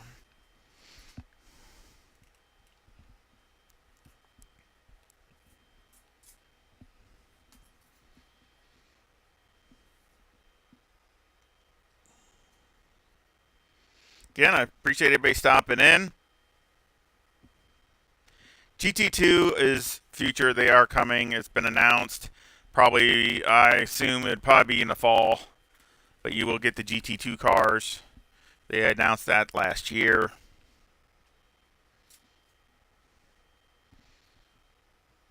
But again, it's, you know, it's ACC is not done yet, so there's still, I'm sure there's going to be constant. They have been improving this game from day one, so it's come a long way from where, and I've been here since the beta, so I've been here since the beginning when it first was released, and like I've said before, I have 5,500 hours playing ACC.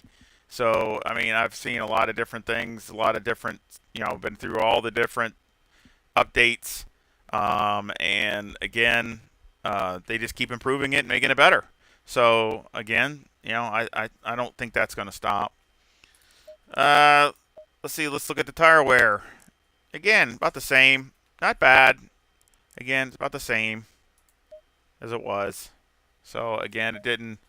That's a little better actually on the rear here than it was, just a teeny bit. But again, you know, I think there's definitely more time there. I mean, you could probably take one click out of the wing and see if that would help, because I don't think it makes that big a difference. Yeah, a little bit, about 0.6. You could probably do that.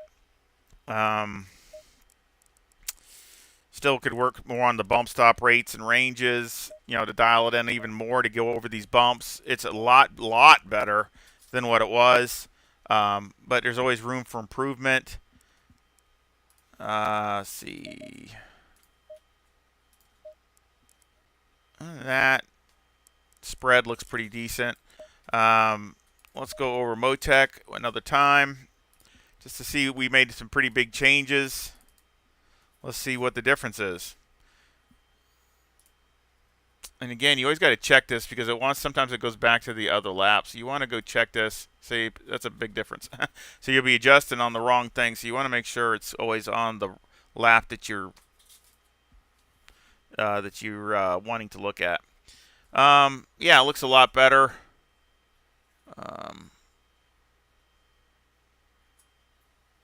Still, I mean, still a little on the high side on the bump. So again, I mean, it looks like the rebound actually can still come down. So yeah, probably go down there.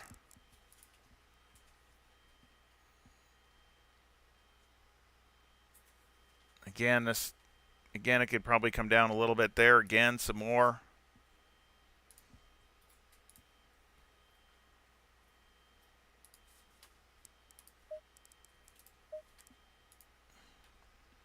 right on this rebound here. Um,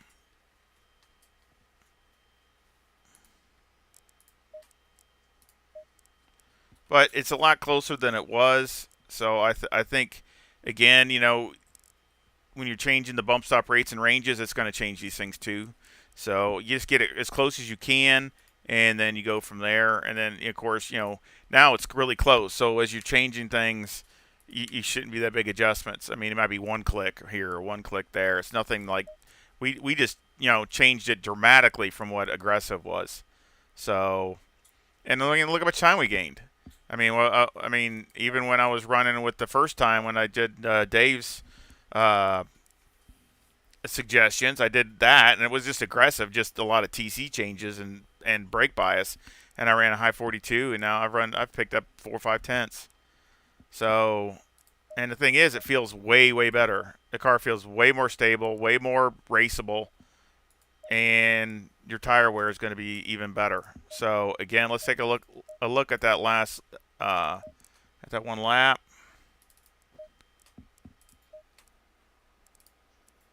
And that was a 42.38. I mean, that's not terrible for me. I'm sure I could get into 41s to keep keep a few more adjustments and more practice, especially these bumps.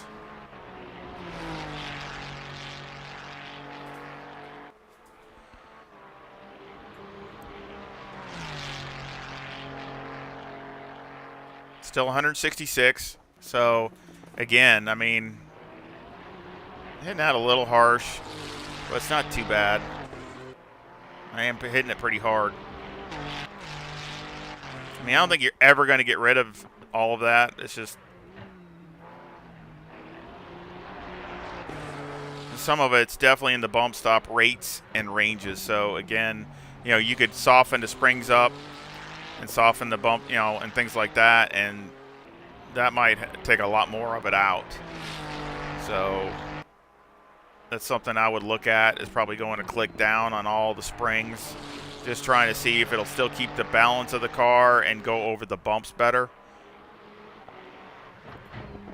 So it might be just a teeny bit too stiff. We'll see what it does going over through this. This is where it looked really bad before.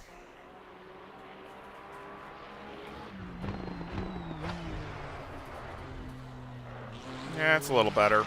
Again, still a little harsh, but it definitely looks better. Let's see if we can look at that from a different angle. There we go.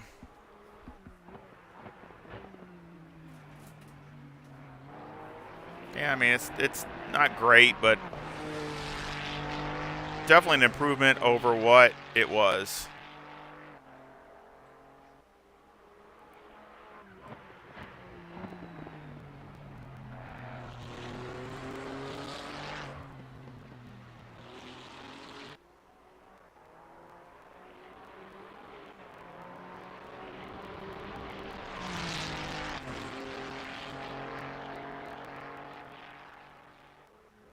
All right. I mean, I think the Lamborghini, in my opinion, the Huracan EVO2 that we ran earlier, runs good. It's better over the bumps than the Ferrari. That's just me. I'm pretty confident it is. So, but the Ferrari's fast. I mean, how fast the Ferrari is. So it is a very fast car, very capable car. No question. So again, I will leave that link also in the description. So I will do that.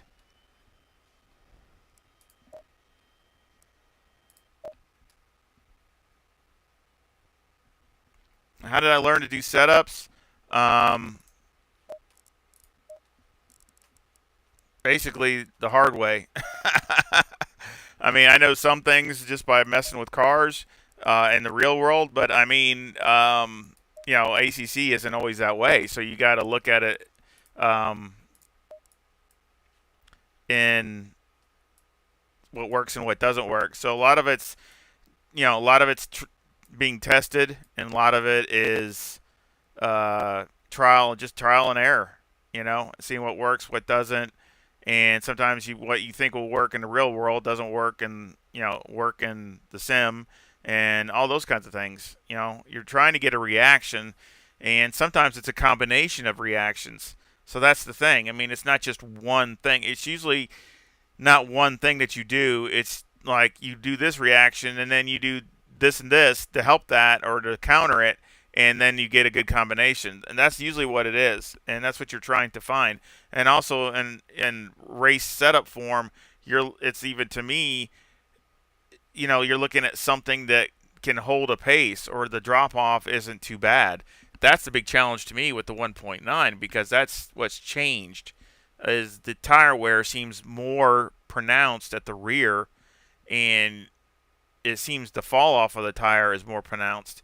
So when the tire, even though there's no graining on the tire, none, and the tire isn't completely worn out, it's not all the way down to where it's completely worn out, but it gets to a certain point, it just falls off, and you end up dropping pretty quickly compared to the old 1.8. So again, maybe that's a new tire model. Maybe that's the way the new Pirellis are. I don't know. I know they try to do a lot of things again to the real world, since the esport drivers and all that do use this. It's got to be as close as they can get it. So again, maybe that's the way the real tire model is as far as the new Pirelli. That I don't know. Yes, please hit the like. I really would appreciate it. Again, I appreciate everybody stopping in. Again, I did the Huracan earlier, and I did the Ferrari. So both of those are. I'll leave the links to those roughed-in setups in the description of this stream. Any other? I was going to take a look at the BMW. Again, we got the BMW or of course the AMG. Now the AMG is a big difference too from what it was. I'm sure maybe y'all caught the stream from Aries yesterday, but that's a pretty big difference on that also. And also anybody that missed it, I'm sure you just saw it. Got my custom livery done on my Porsche. So I'm back where I feel like I got my car again. So really happy with that. Looks great. Little bit different things than the other one was, but that's what makes it nice. Is a couple little touches that are just a little bit different. But still, I love it. I think it looks great. Just got to convince them to do a couple other cars for me. Because I love this design. It looks great. That's okay, Mark. Nice to see you. Mercedes Evo. Yeah, the Evo, Mercedes Evo. Again, more things were changed than what I knew about.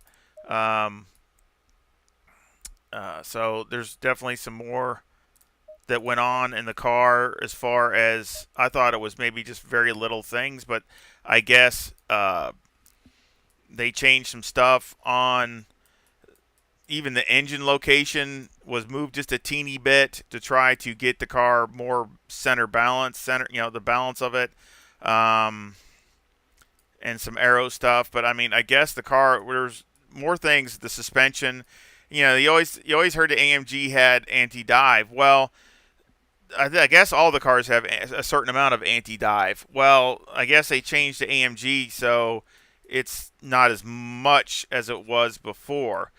So the geometry of the suspension is different. So again, they changed a lot in the front end of the car between the geometry, the suspension, moving the engine. I think they moved it back and maybe even a little bit lower, trying to change the center of gravity of the car.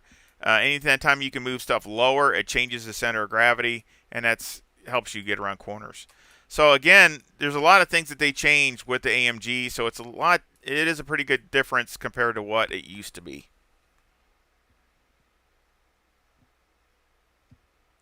Audio sounds good, so I'm happy with that. Thank you, Mark. Again, Mario, I hope I'm saying that right. Mario did my liveries or my livery. I hope he can. I'd like him to do some more. I hope anyway. Um, but the Evo is definitely uh, an awesome car. It's one. It's always one. It's one of my favorite. Probably my two favorite front engine cars are the AMG and the BMW. I mean, I really do like both of them. Seeing if they had it. I don't think there's any more liveries in here. I was just trying to see what the. No, they look the same to me. Of course, this is mine. That's my livery. This one I got off a race department. My Golf livery. But let's go ahead and. I guess we can go back to IMOLA. It don't matter to me. Where we want to race at.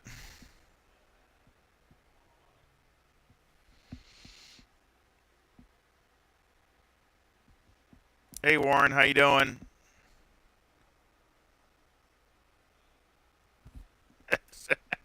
I know, that's what I'm saying. It keeps going back and forth. I can't understand why it does that. Probably going to have to make some upgrades because I don't know what it is. I haven't heard anybody about it, but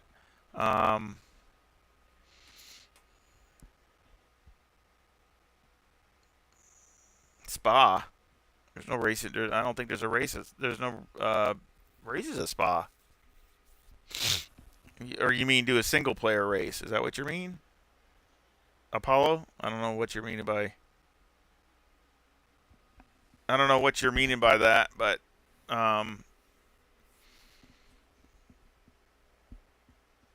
yeah, because I did the. I think LFM. They're at Zolder and at Valencia.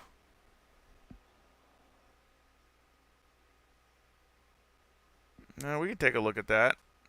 What does it look like? Still crackling? I hope not.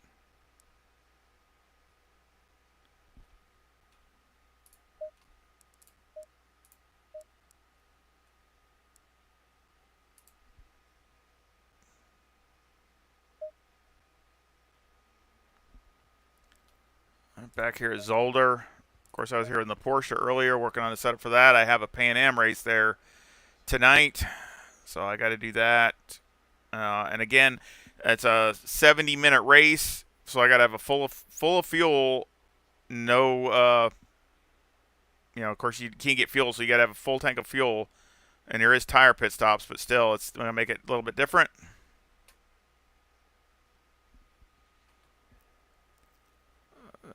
Let's go to my latest setup. Okay, so I got my latest. This is still old. I mean, this is still about 6 months old.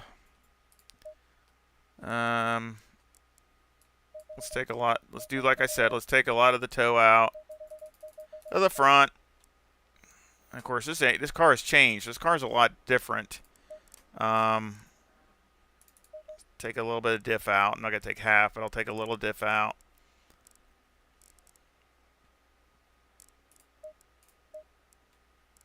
Yeah, it probably doesn't need this much. Yeah, it doesn't need this much. Well, let's see what we can do. It's another thing. You take some of this. Doesn't need as much caster either.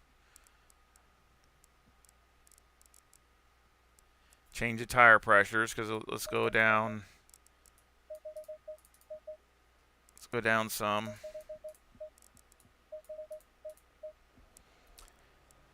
The tire pressures are different.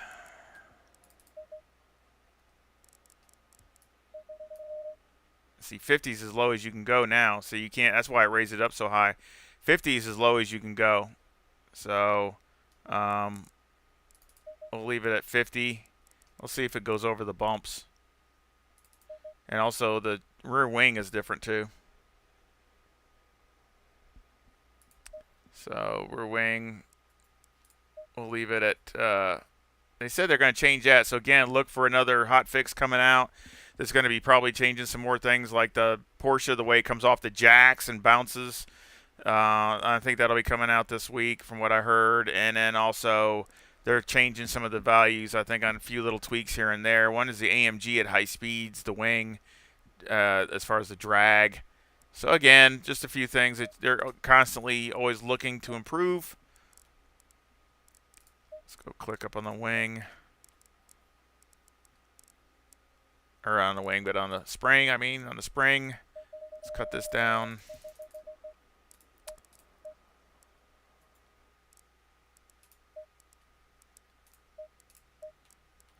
So let's give it a try and just see what it does.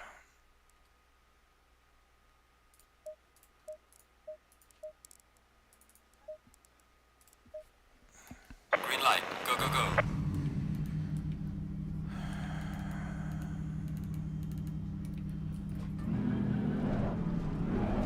Let's see what it does.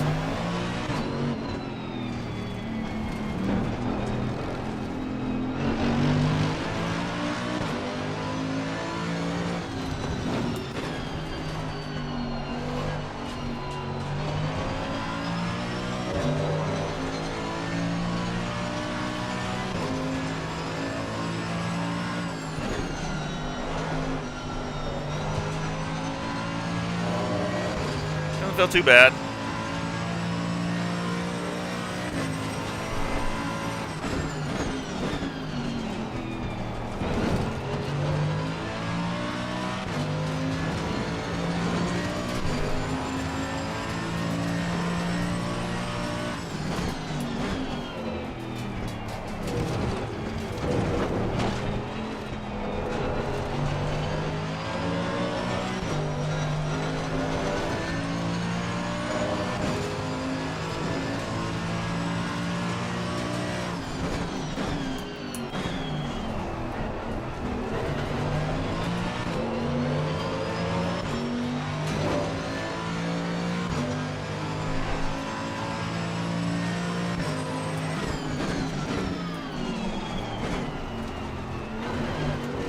Tires up to temp. Probably have to make a tire pressure adjustment. I lowered them down, but I just took a guess.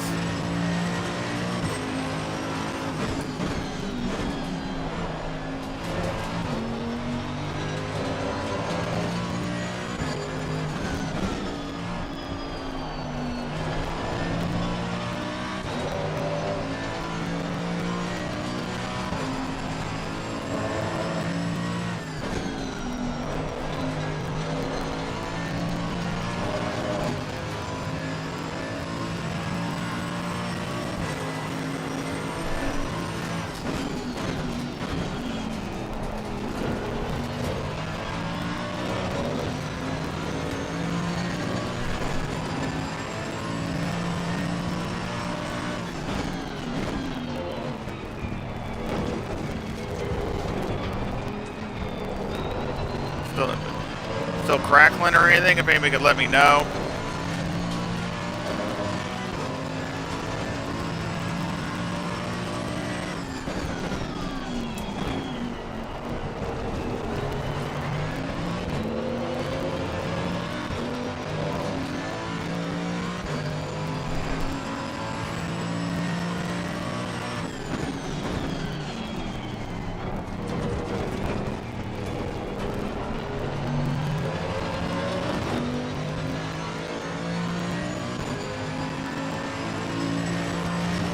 Well done, mate. That's all best.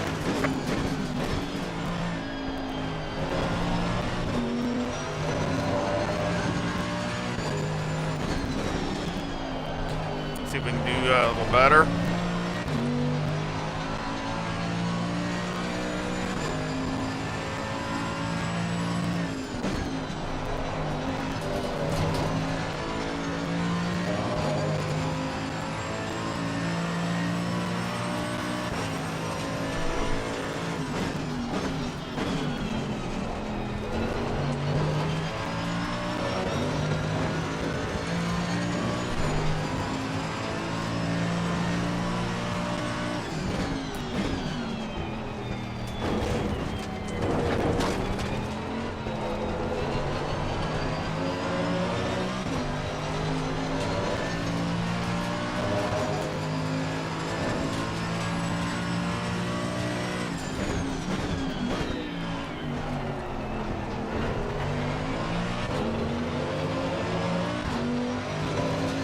little better.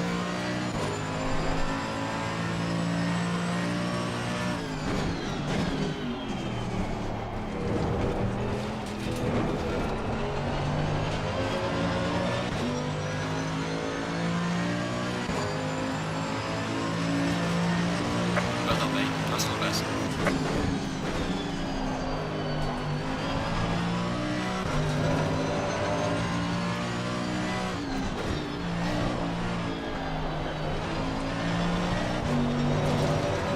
I think the back end has got too much spring.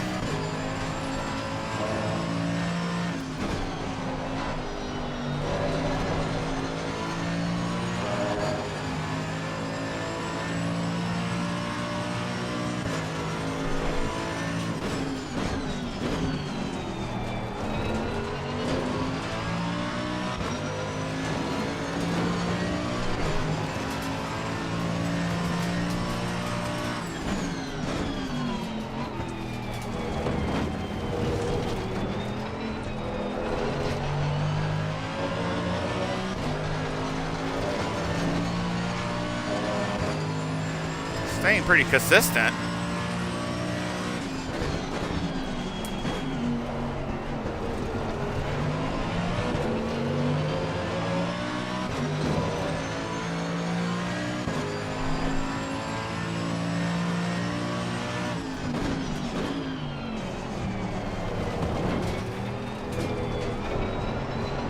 See, it's oversteery, a little oversteery.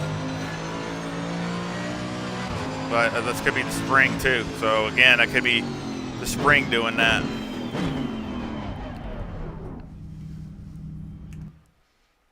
Everything is fine? Okay.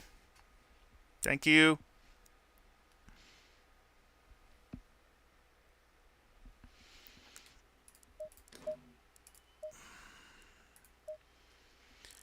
Yeah, it just needs less spring. So that needs to come down.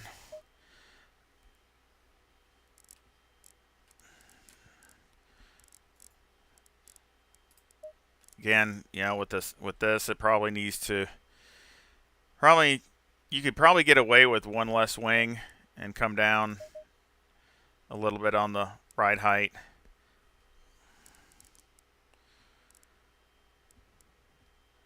Because again, it's going to come up in the back, not the front. So again, you might even be able to go up one in the nose. Maybe. That's about the most. You don't need to do too much there. You want to keep that pretty close. But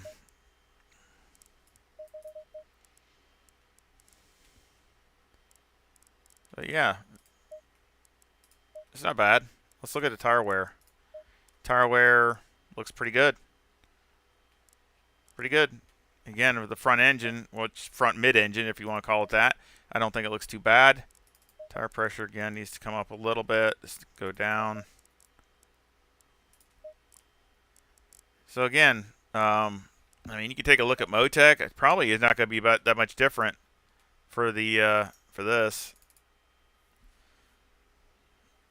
Yeah, I mean, again, let's see. You could change it to like 6. Looks like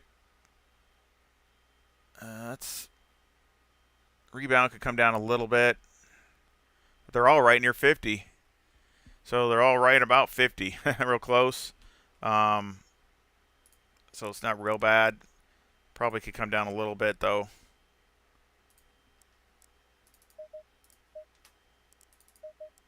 There we go. Maybe take the bumps a little bit better. Can't really do much with the bump because they're already all the way down. So can't really do much with it. Same with this. Take some of that out right through here. See, it's all jaggedy and not really smooth. But not too much, just a few little adjustments there. But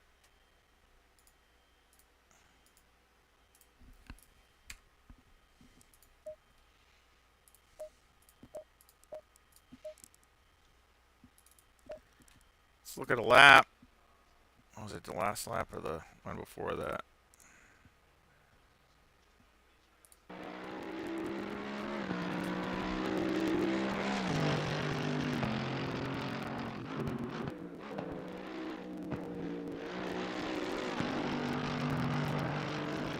Appreciate everybody stopping in.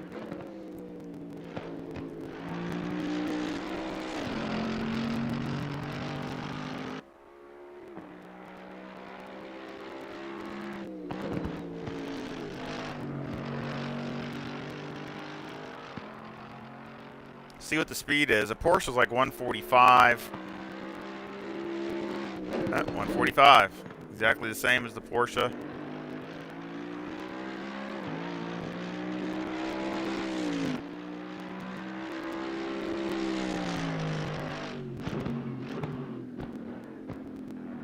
Yeah, see, it needs to go through there better.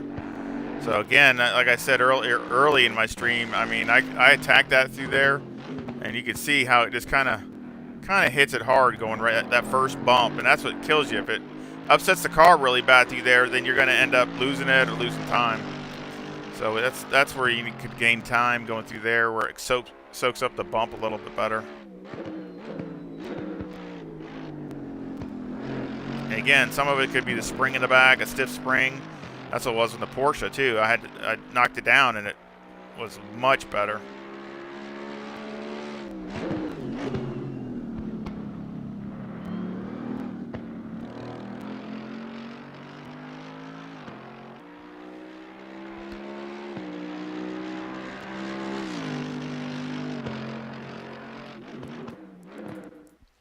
All right. So let's take it out again.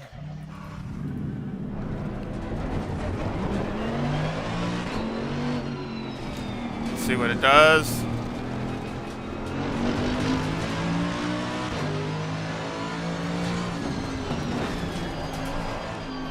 Do a few laps.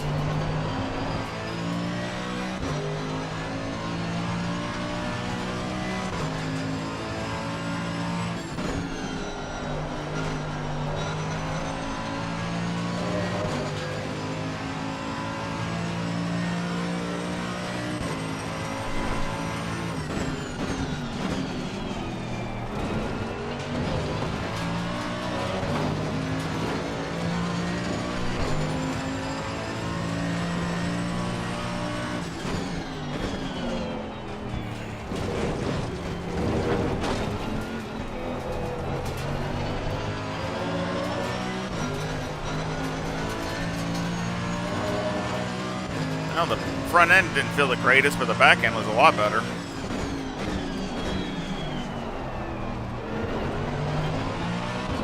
It's a softer spring in the back will help the car hook up too, so.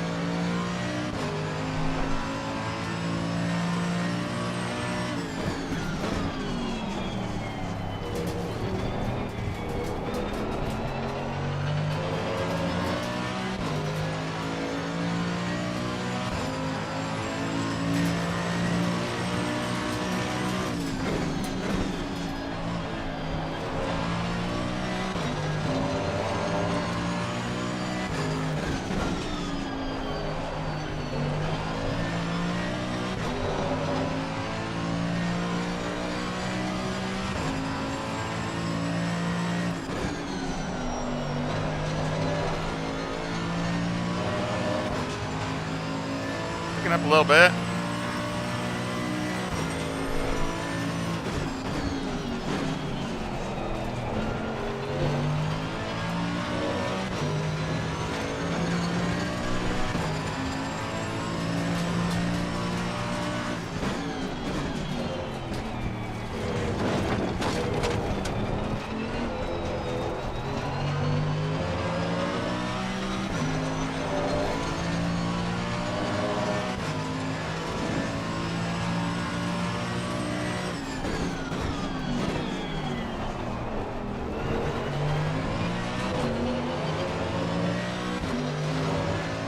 It makes a big difference off them slow corners.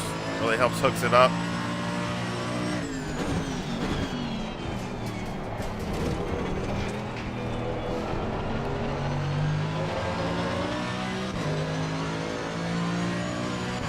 Do another lap. Well done, mate. Nice little fastest lap.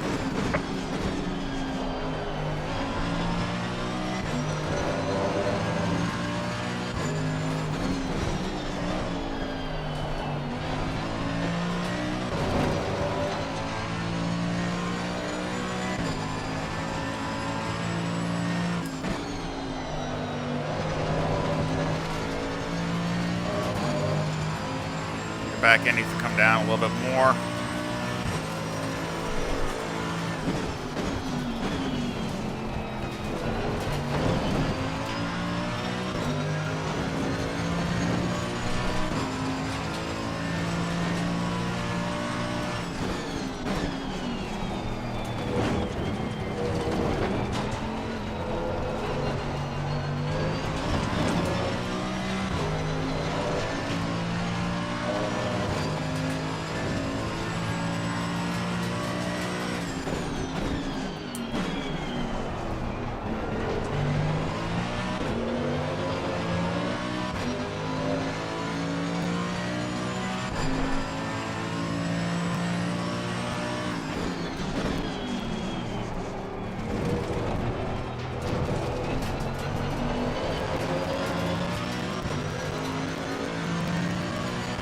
Not bad. Well done, mate. This has been your personal best. Still needs a little work though.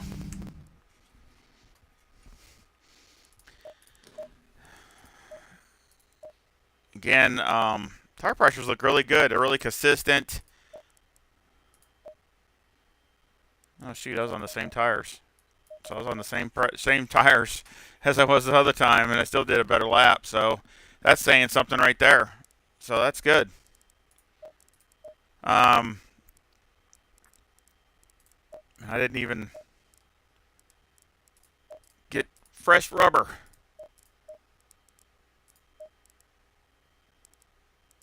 But it still needs a little bit of work. The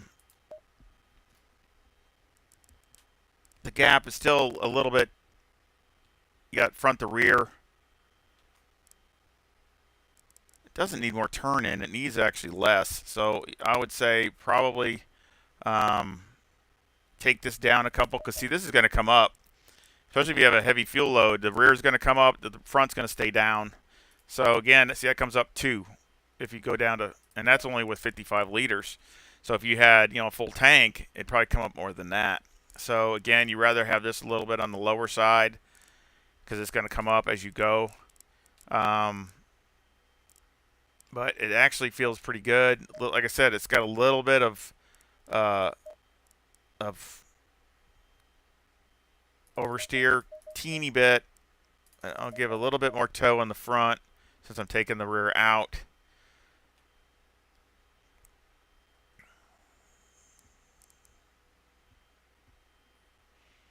But it's not bad. Again, I think it helps. It might need a little bit stiffer on the bump stops. But again, those are a lot of things that you just got to trial and error. Let's make a lap, see what it looks like.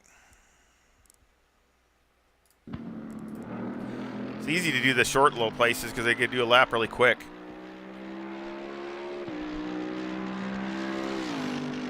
Compared to doing like, a real long track like Spa or something.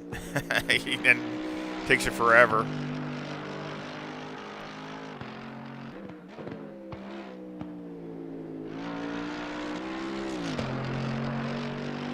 Be interesting to see what the speed is this time, see if it picked up any or didn't at all. I mean, we did lower the wing, which I'm not really care. I mean, this is a very slow place. It's more braking and cornering. I mean, speed is totally really not that big a deal. Yeah, gained about a mile an hour almost. So that's all right.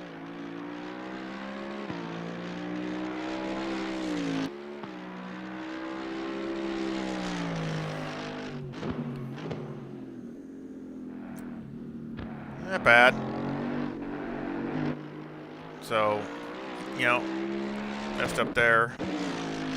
I mean, again, I really could be maybe a little stiffer. See how it still pops up a little bit.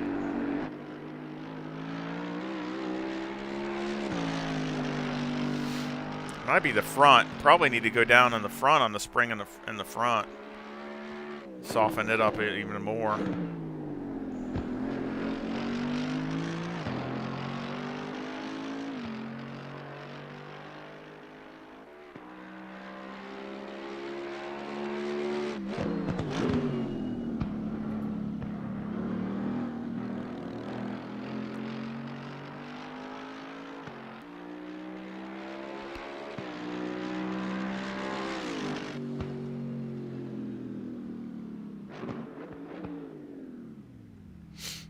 no problem. Again, I'll leave all these setups that I'm messing with, I'll leave them links in the description. Be honest, I think this one, after looking at it, I think we need to go back down in the spring here in the front. Maybe try a little bit stiffer bump stop rates. So we'll try that.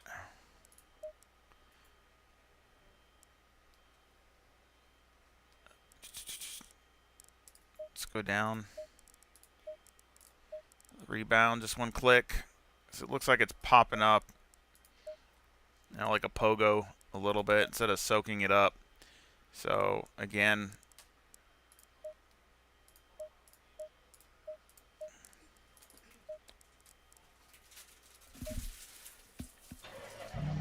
let's do a few laps, see if it does any better.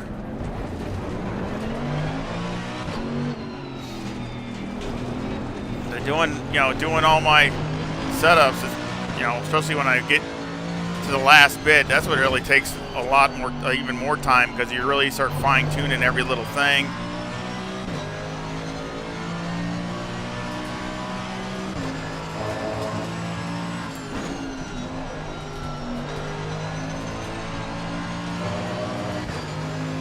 It feels a little better. I think it feels a little bit more balanced. It's not.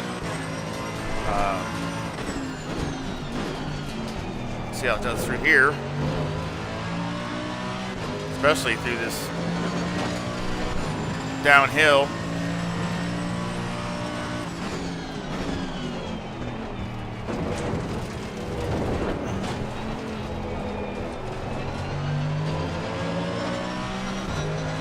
It's bad.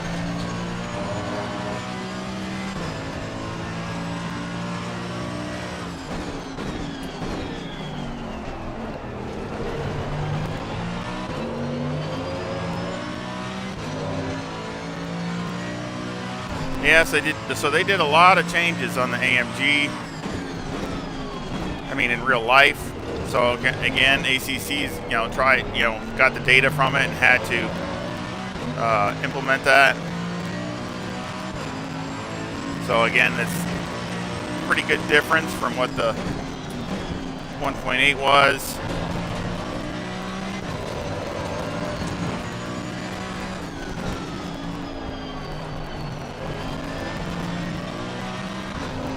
Very capable car, though. I mean, definitely.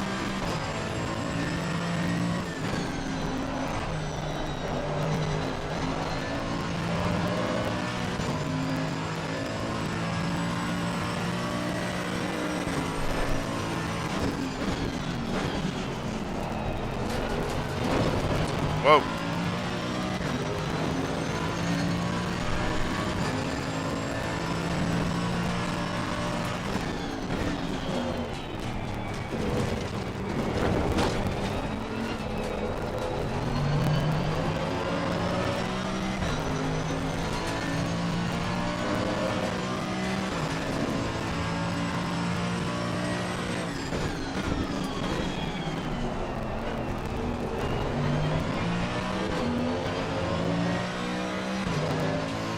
Let's do another lap.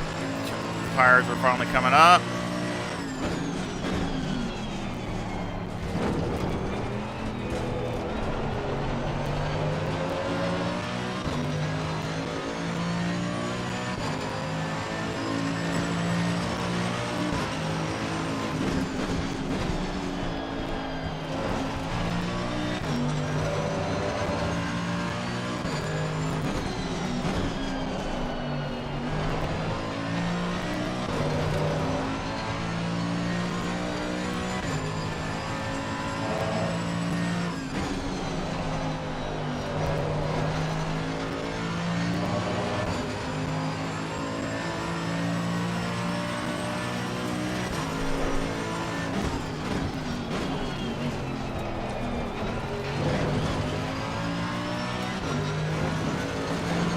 Didn't go through there as good as I wanted to.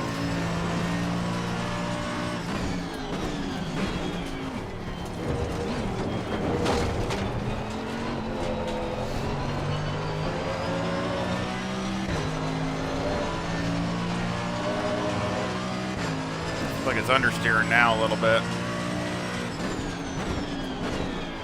So unfortunately, I thought maybe the spring would help with that and the toe, but it still feels like it's understeering a little bit.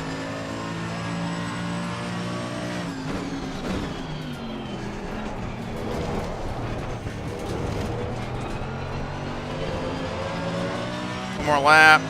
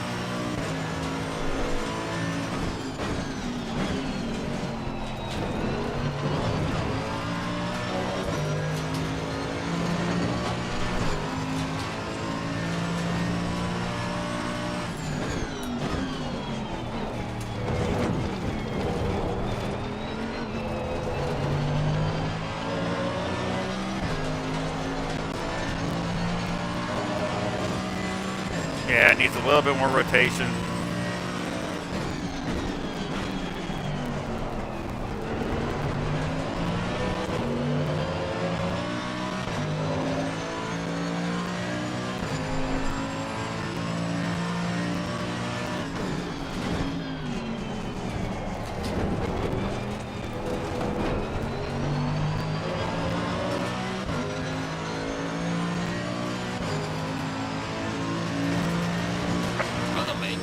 Decent time for me, but I mean, still,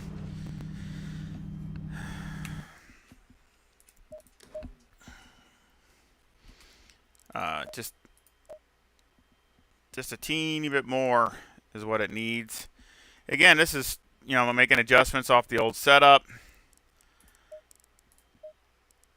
Again, the wear looks pretty good, not bad.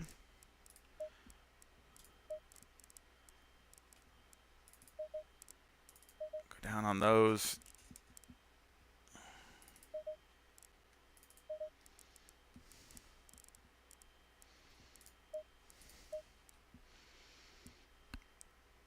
Probably just go up one in the rear on the right height and the back just to give it a little bit more rotation.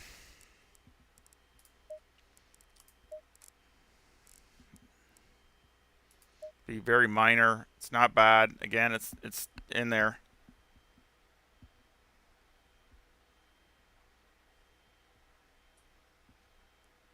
Oh, is the sound getting crazy again?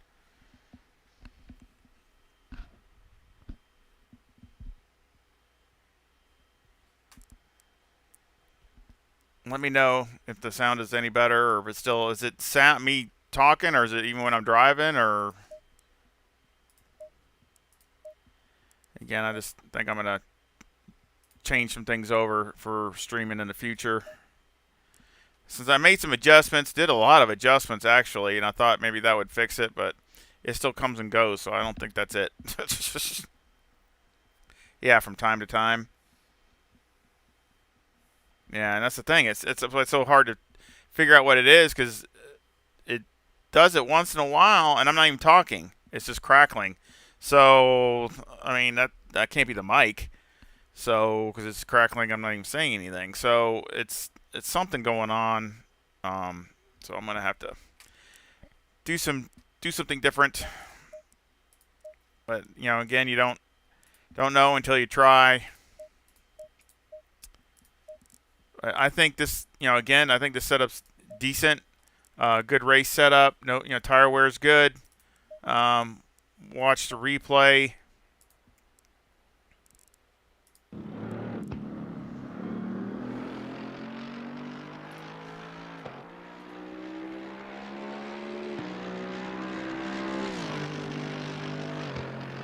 I got a race here tonight as Zolder. Of course, I'm going to be in the Porsche. So, like I said, it's in Pan Am.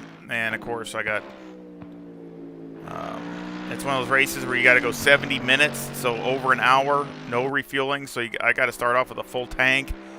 And there is pit stops, but it does, it changes. The car changes a lot as far as the handling. So definitely going to be interesting to do that race tonight.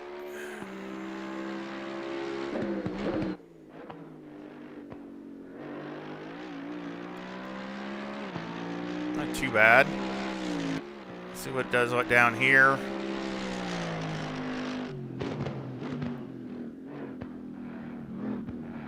Not too bad. It seems like the front is not, I don't know.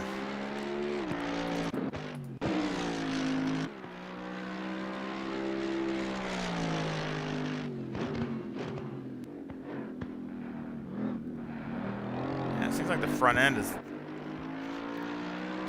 back end's doing a lot better now. Now they just gotta get the front end a little bit better.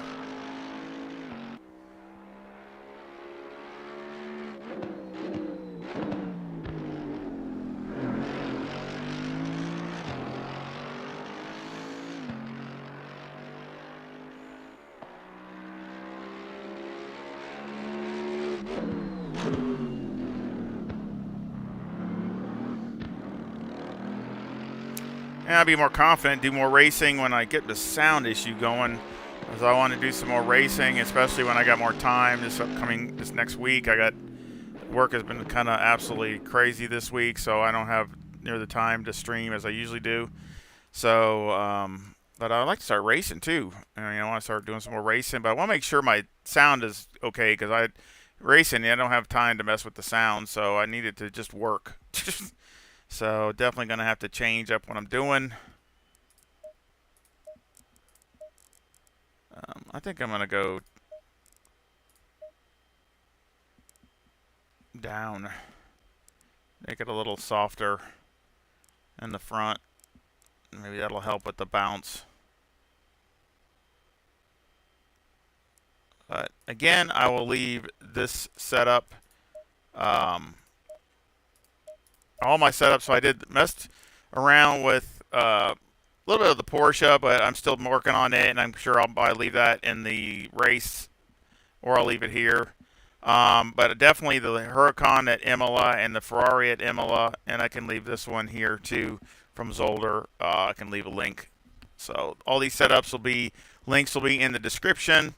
I mean, I might not be fully dialed in, but they're roughed in pretty close. So I think you're